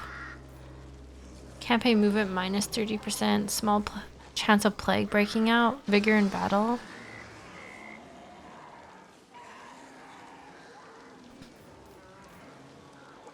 Chaos undivided. Corruption. Horde recruitment. Oh, and they give me things. I see. Dread gain from battle. Ooh, dread gain from battles. That's good. Feral manticore? Missile damage. Always get the one that at the end gets extra dread. Oh, okay. Sure, we'll do that. Excellent. While getting the dread. The Doom Bowl. The Gorebringer. Pubes? Pube the Gorebringer? You're joking. What? Okay. Bamu the Soul Crusher. Nice. That's literally his name. I'm not even joking. That's literally his name.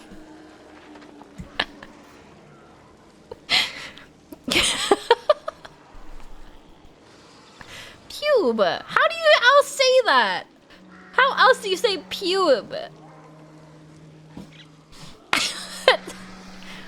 Puhebe? No, he's Pube the Gorebringer. Farquad.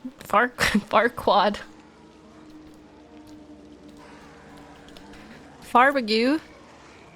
The Land Ripper. Oh my god, they're twins! It's Farbagu and Farbagu! Farbagu the Land Ripper and Farbagu the Bloodhorn. So cute. Ak the Bloodthirsty. And Goraz the Land Ripper. My taxes this month will go towards buying the Beastmen some literature. I'm thinking Morning Law, this message has been redacted due to debauchery. Thank you, Monster of Mangoes, for the 5 months. Thank you for paying your taxes. No heroes available. Okay. Nice. Let's recruit. Oh, wait, what? Torox? What is this? Jesus, this is so different. Horde building panel. I am the settlement? Torox is the settlement. Okay. I like this. I would like to settle down with Torox. Hag tree. Copes. What do we got here? Cloven ones. What's this? Toxic grounds. Chimera, Praeton, Jabberslythe. Wait, what is going on here? Oh, a hype train. Holy! Basic, advanced, support. Impaled corpses. Nice. Loot in Shared X100, in the book Troll Slayer, Terry's a story that centers on a female chaos warrior, let's call her Stim, and the beastmen bound to her banner. It's a good look into the daily life of beastman herd camps, rivalry between dominant males for her attentions, and how they relate to humans, raid etc. Is this all sounding familiar? It sounds very familiar, yes. Only your armies matter, no hearthstone or anything, you only need those for your rituals. Oh, I'm overwhelmed. What is this? Dugout? Pyre clearing. What the freak do I want here? Probably basic military recruit. Oh, I can't even do anything anyways. I can get this. Do I want this though? Oh, dread gained. I do want that, I think. Okay. Loot in Shared X100. Stim, would you let your most dominant beast Marlies lock horns to the death, or would you pacify them? Lock horns to the death, obviously. There can only be one There has to be one alpha beast man. I don't have enough stuff for this. Ruthless? I watch them lock horns and fight to the death for my entertainment. So wait, is dread gained like growth? Am I understanding that right, or is dread something else?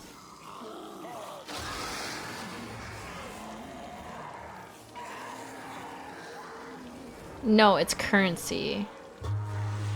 Dread is the tech resource.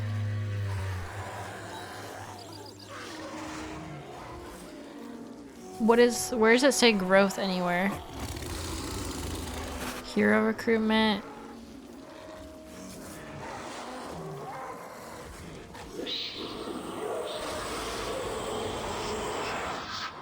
This is just unlocking troops. Is it in here? Dread? Dread?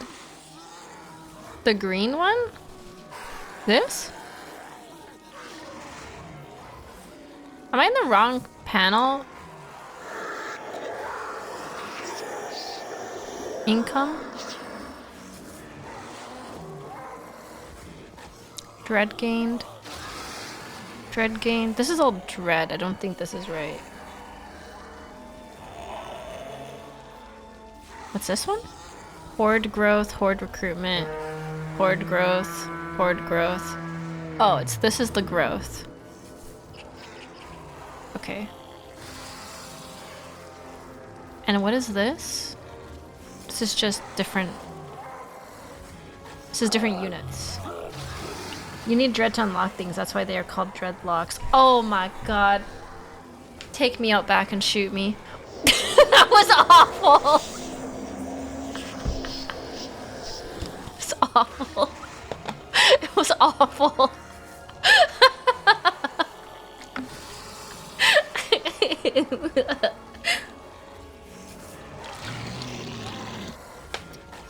Oh, right. I can look at all the buildings.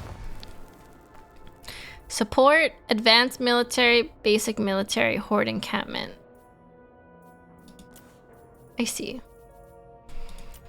Okay. I can't make anything else because I'm poor, but I do have a building slot there. What is this now? It's the only thing I can do.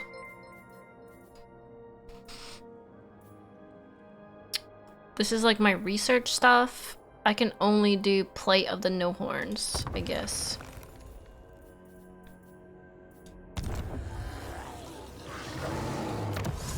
What? Didn't I say yes?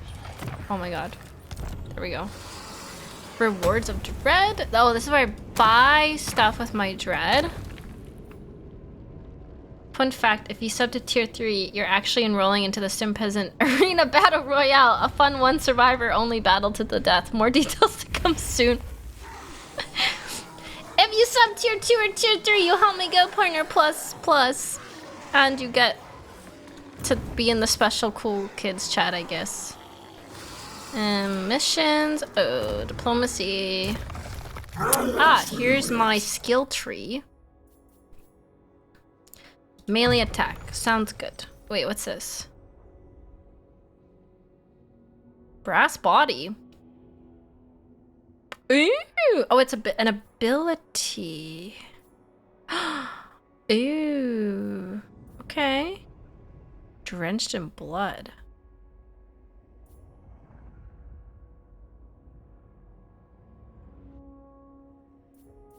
Gore feast.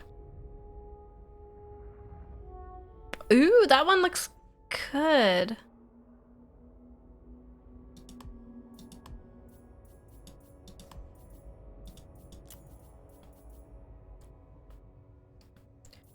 Gargantuan hooves. Ooh, we always want campaign movement here. Gargantuan hooves. That's funny. I just know his abs shine when he's drenched in blood. Importantly, beastmen have limits on their cool units like Tomb Kings, but they don't get capacity from buildings they buy with dread. I see, I see. Okay.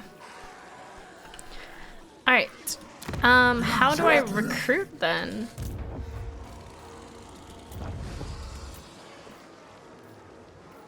Can I not? Wait, how do I recruit then?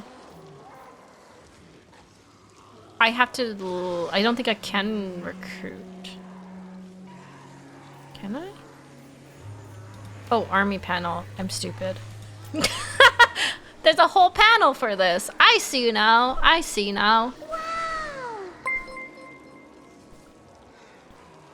Monster of Mangoes cheered X100. You know what they say about big hooves. Don't look at me for answers. I went to school for social work. Alright. Okay. We're getting there. A little bit to figure out. It's quite different than the other factions, but... I could have globally recruited. Wait, global recruitment's free? I didn't even look. Recruitment's free for Beastmen? Big hooves mean big horseshoes? It's true. You know what they say? Big hooves, big Beastmen. I mean big horseshoes.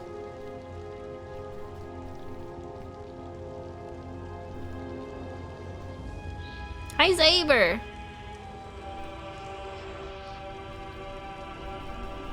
So I guess I didn't need to raise that town for money then, if I don't even use money.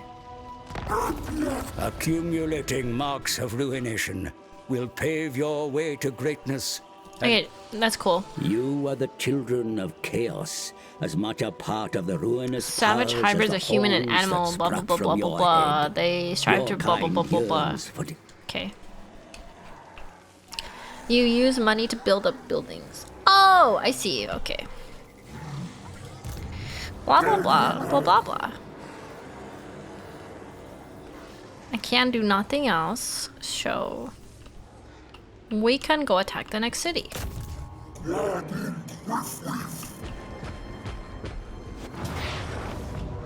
Are these all going to be siege battles? Oh no, this one's not. 3 years. 3 years? It's not 3 years. Is it? No. What's 24 plus 12? It's 36. You're off on your math, Duolux. Casson, thank you for the tier 3 or 6 months in advance. Thank you, thank you, thank you. You the bomb. You the bomb.com. Eee. I didn't falter on the math though. I did the math. No, you. Alright, let's test out my new Bray herd. Torx, my beloved, my big minotaur boy. I know, I love him. We got bleak swords.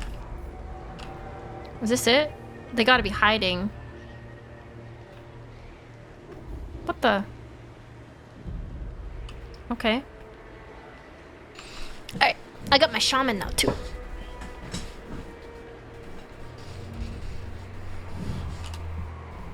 Okay, so we're gonna send some... You said to treat my minotaurs like chariots, right? Or like cavalry? Do they get the charge bonus? No.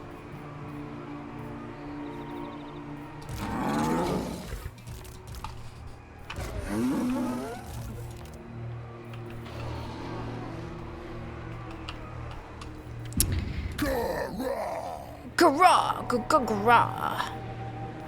Oh, I left out a minotaur. Let them come into our horrible trap. I think I'm attacking, so I have to go to them, don't I? Look at my vanguard. It's crazy. Wait, hold on. Let's take my infantry. Everything's all messed up here.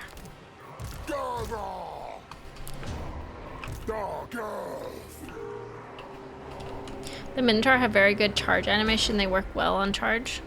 How do I charge them? Or do you mean I just run them into it? Like they don't... Oh yeah, charge bonus is 34.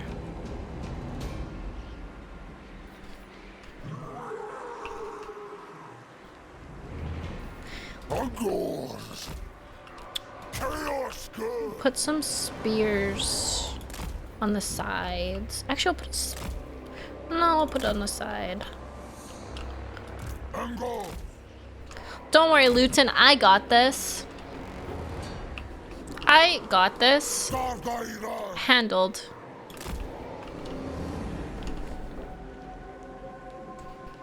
When you give attack order, they charge automatically if they can. I see, I see, I see.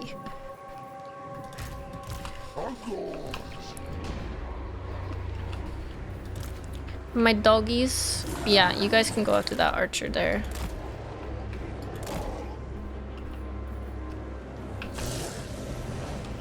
You can stay with these archers, I believe.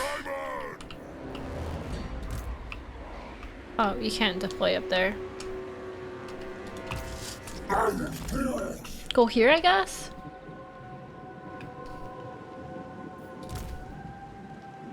I think that's okay. I think that's okay. I should maybe have dogs go after this group of archers. No, I'll just send my minotaurs up there, maybe. Can I... Oh, I can go in the woods. They're not that fast, though, are they? No forest penalty? Ooh, they can go through the forest without penalty. Okay. We'll try that, baby. We'll try some of that. See what happens. Go. Oh wait, I instantly forgot about them up here. All of y'all go here. Sneaky style. That's another part of their lore. Villagers going into the woods and never returning. Mm. Shoot. Shoot. Pester these archers. Pester the heck out of them. Oh, look at this. Look at this. Look at this. Oh, shit. Why are the archers being so tough right now? Oh, no, they're running away. Never mind. Okay, now charge!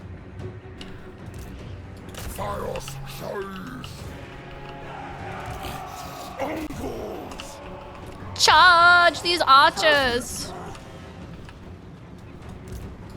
And the dogs, is that it?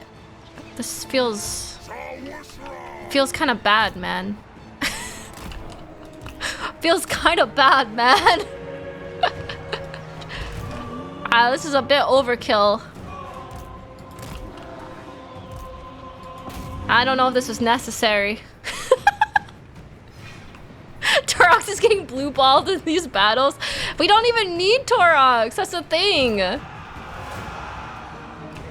Oh, we did discover some guys over here, though.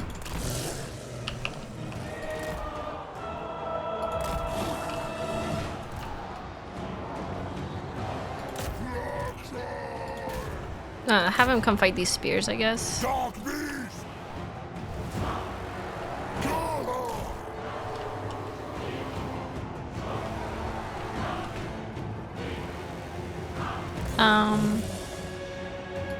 I guess.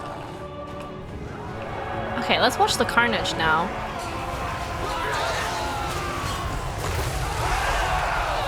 Look how big he is. Oh, whoa! He did like a roll.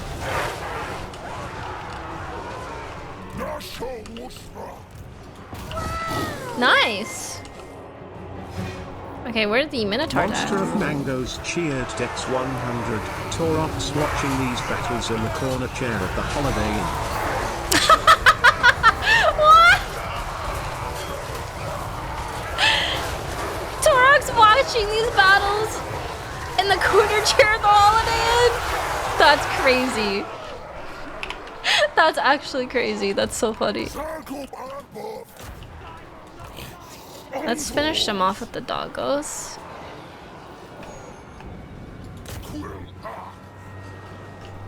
at the hotel, motel, Holiday Inn chat. Send Torox over there for some fun.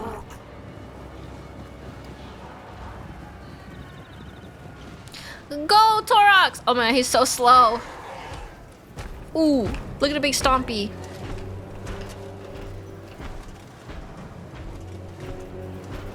He's like, I'm tired. Bring them to me.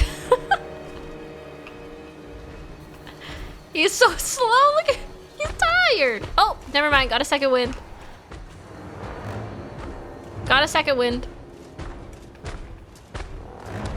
Man, I wish he would stomp on my face like that. I mean, what? Lutin shared X100. If he walk in like that, you know he got the big hooves.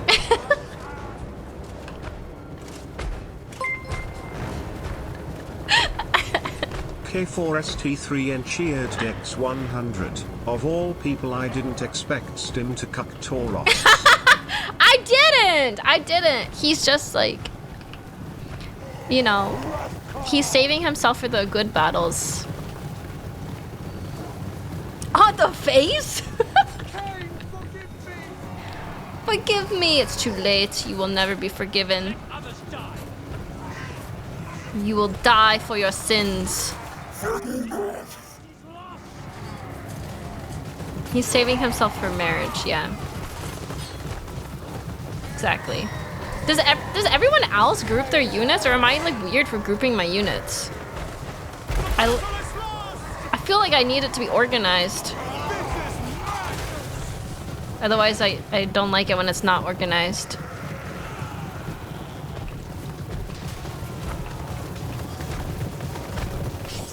Are they all dead? That is a horde. That is a horde.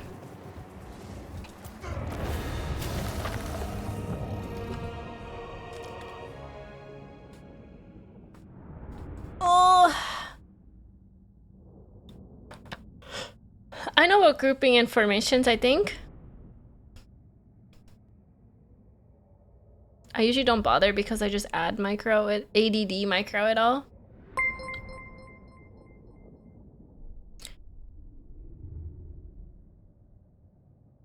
I use a single large locked group for moving my whole army information and then give orders to individual units. Ah. That's kind of how I do it. I just like to, I think I see things, I like having things separated because I see what I have better at a glance. Like I like to put all my infantry together and my cavalry together, my archers together.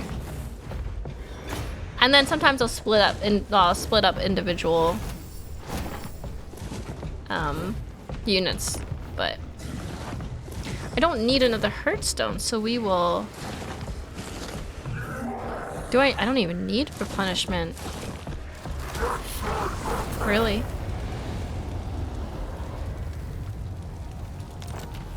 Nice. Perform ritual? Do you wish to perform the ritual of ruin in this settlement? All devastation will be converted into marks of ruination and you will be unable to perform the ritual again. Oh, maybe not. Maybe not yet. We're getting a little eager here. Hotek's column.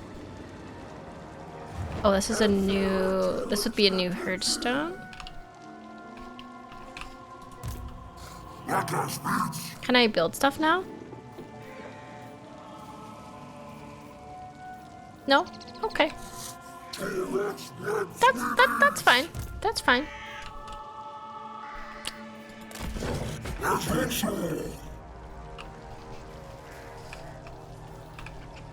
Wait till everything is dead in the blood ground to do the ritual? Yeah. I will wait. I can recruit though. Ooh, what are my regiments of renown? Oh, I can't really tell. What? Only available when the encamp stance? What stance am I in? I'm in ambush? Why am I in ambush?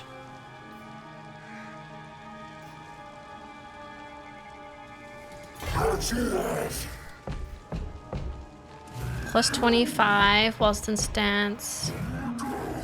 Oh, ambush is the beastman's standard stance. I see. Bestial raid. Income generated. 0?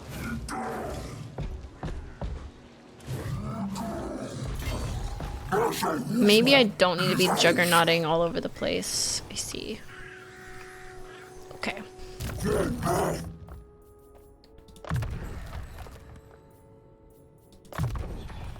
Yeah.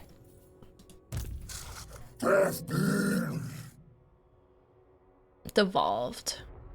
Oh. It's just the same spell he already has, but it's... Oh, it's just slightly better, I guess. I can't believe you just juggernaut in public like that, Stim.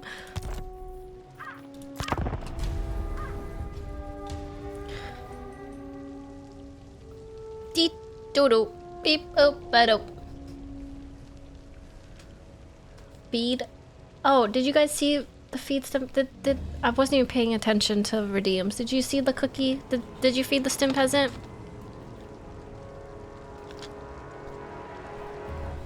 Did you make him nice and rotund and bloated?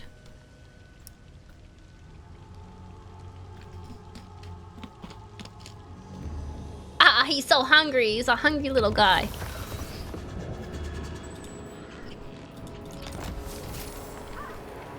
Plight of the No-Horns.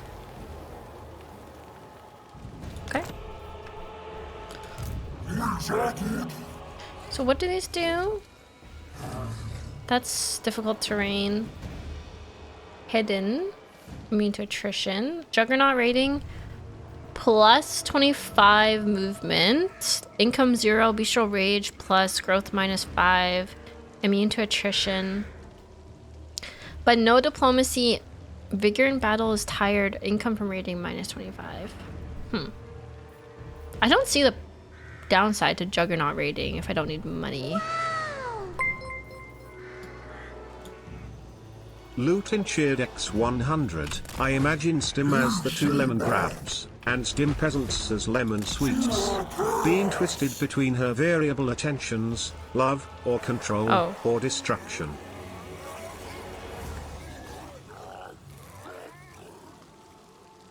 What is lemon grabs and lemon sweets, Lutin? I guess I'll just grab some of these. That's all I can get.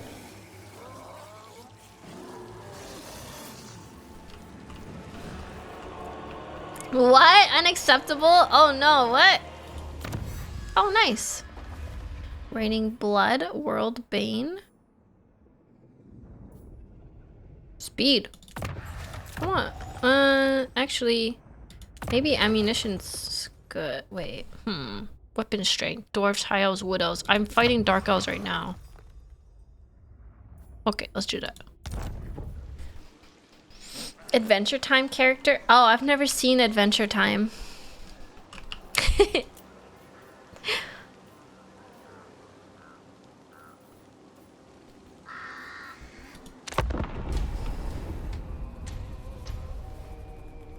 Speed, your archers aren't very good. I did, what, melee weapon or weapon damage against elves because I'm fighting elves. Speed would have been good too, though. It's good. Pop culture value. It was a fun show. Chat, I might end stream here. I said I wanted to do a short stream to save my voice, but we're almost at 4 hours. Somehow we're at almost 4 hours. The beast paths are hidden ways, known only to the cloven ones. Okay. Thank you for that.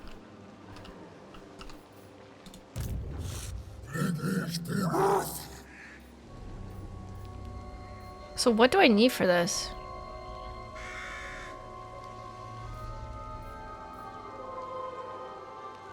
Like what? Oh, is this just from my advanced military, which I can't get yet? I see. I need 5,000. Oh, I need population surplus. How do I get a population surplus? Huh?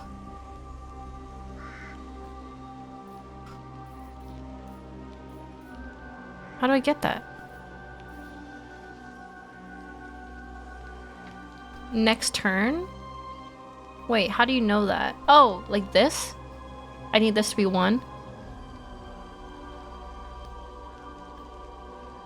Oh, okay, I see. So basically I just have to wait. Okay. Circle of Destruction. Wow, look at this chaos symbol.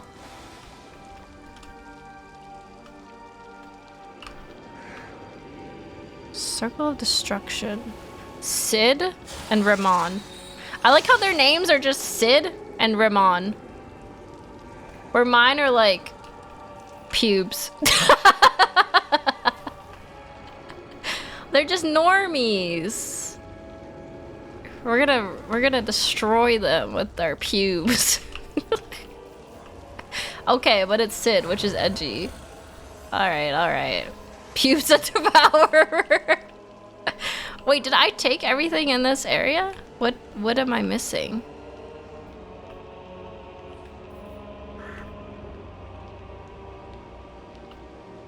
How do I know when I've done this? Oh, I haven't. This is part of it. Oh, everything in the red is what I have to take for my blood thing.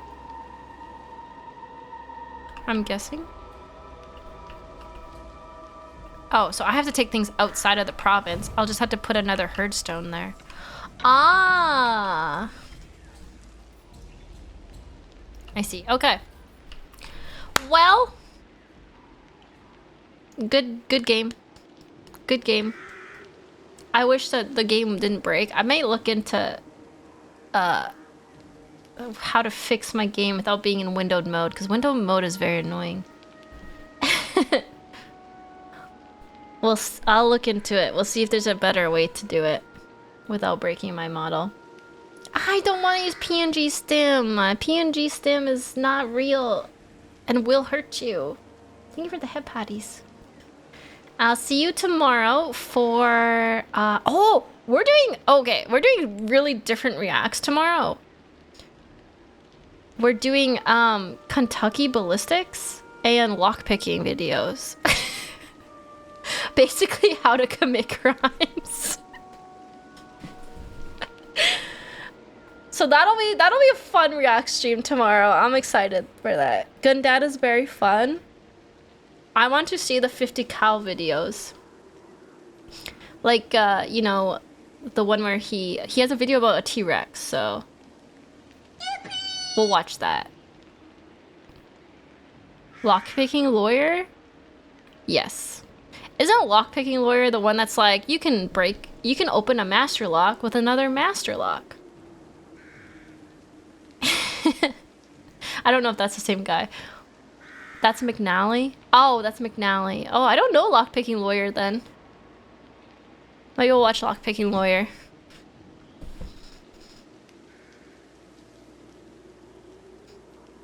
I think he works for lockpicking lawyer's company. Oh! Yeah, I gotta go. My voice is quite strained if you can hear it. I'm gonna make some tea. And then I'll see you tomorrow.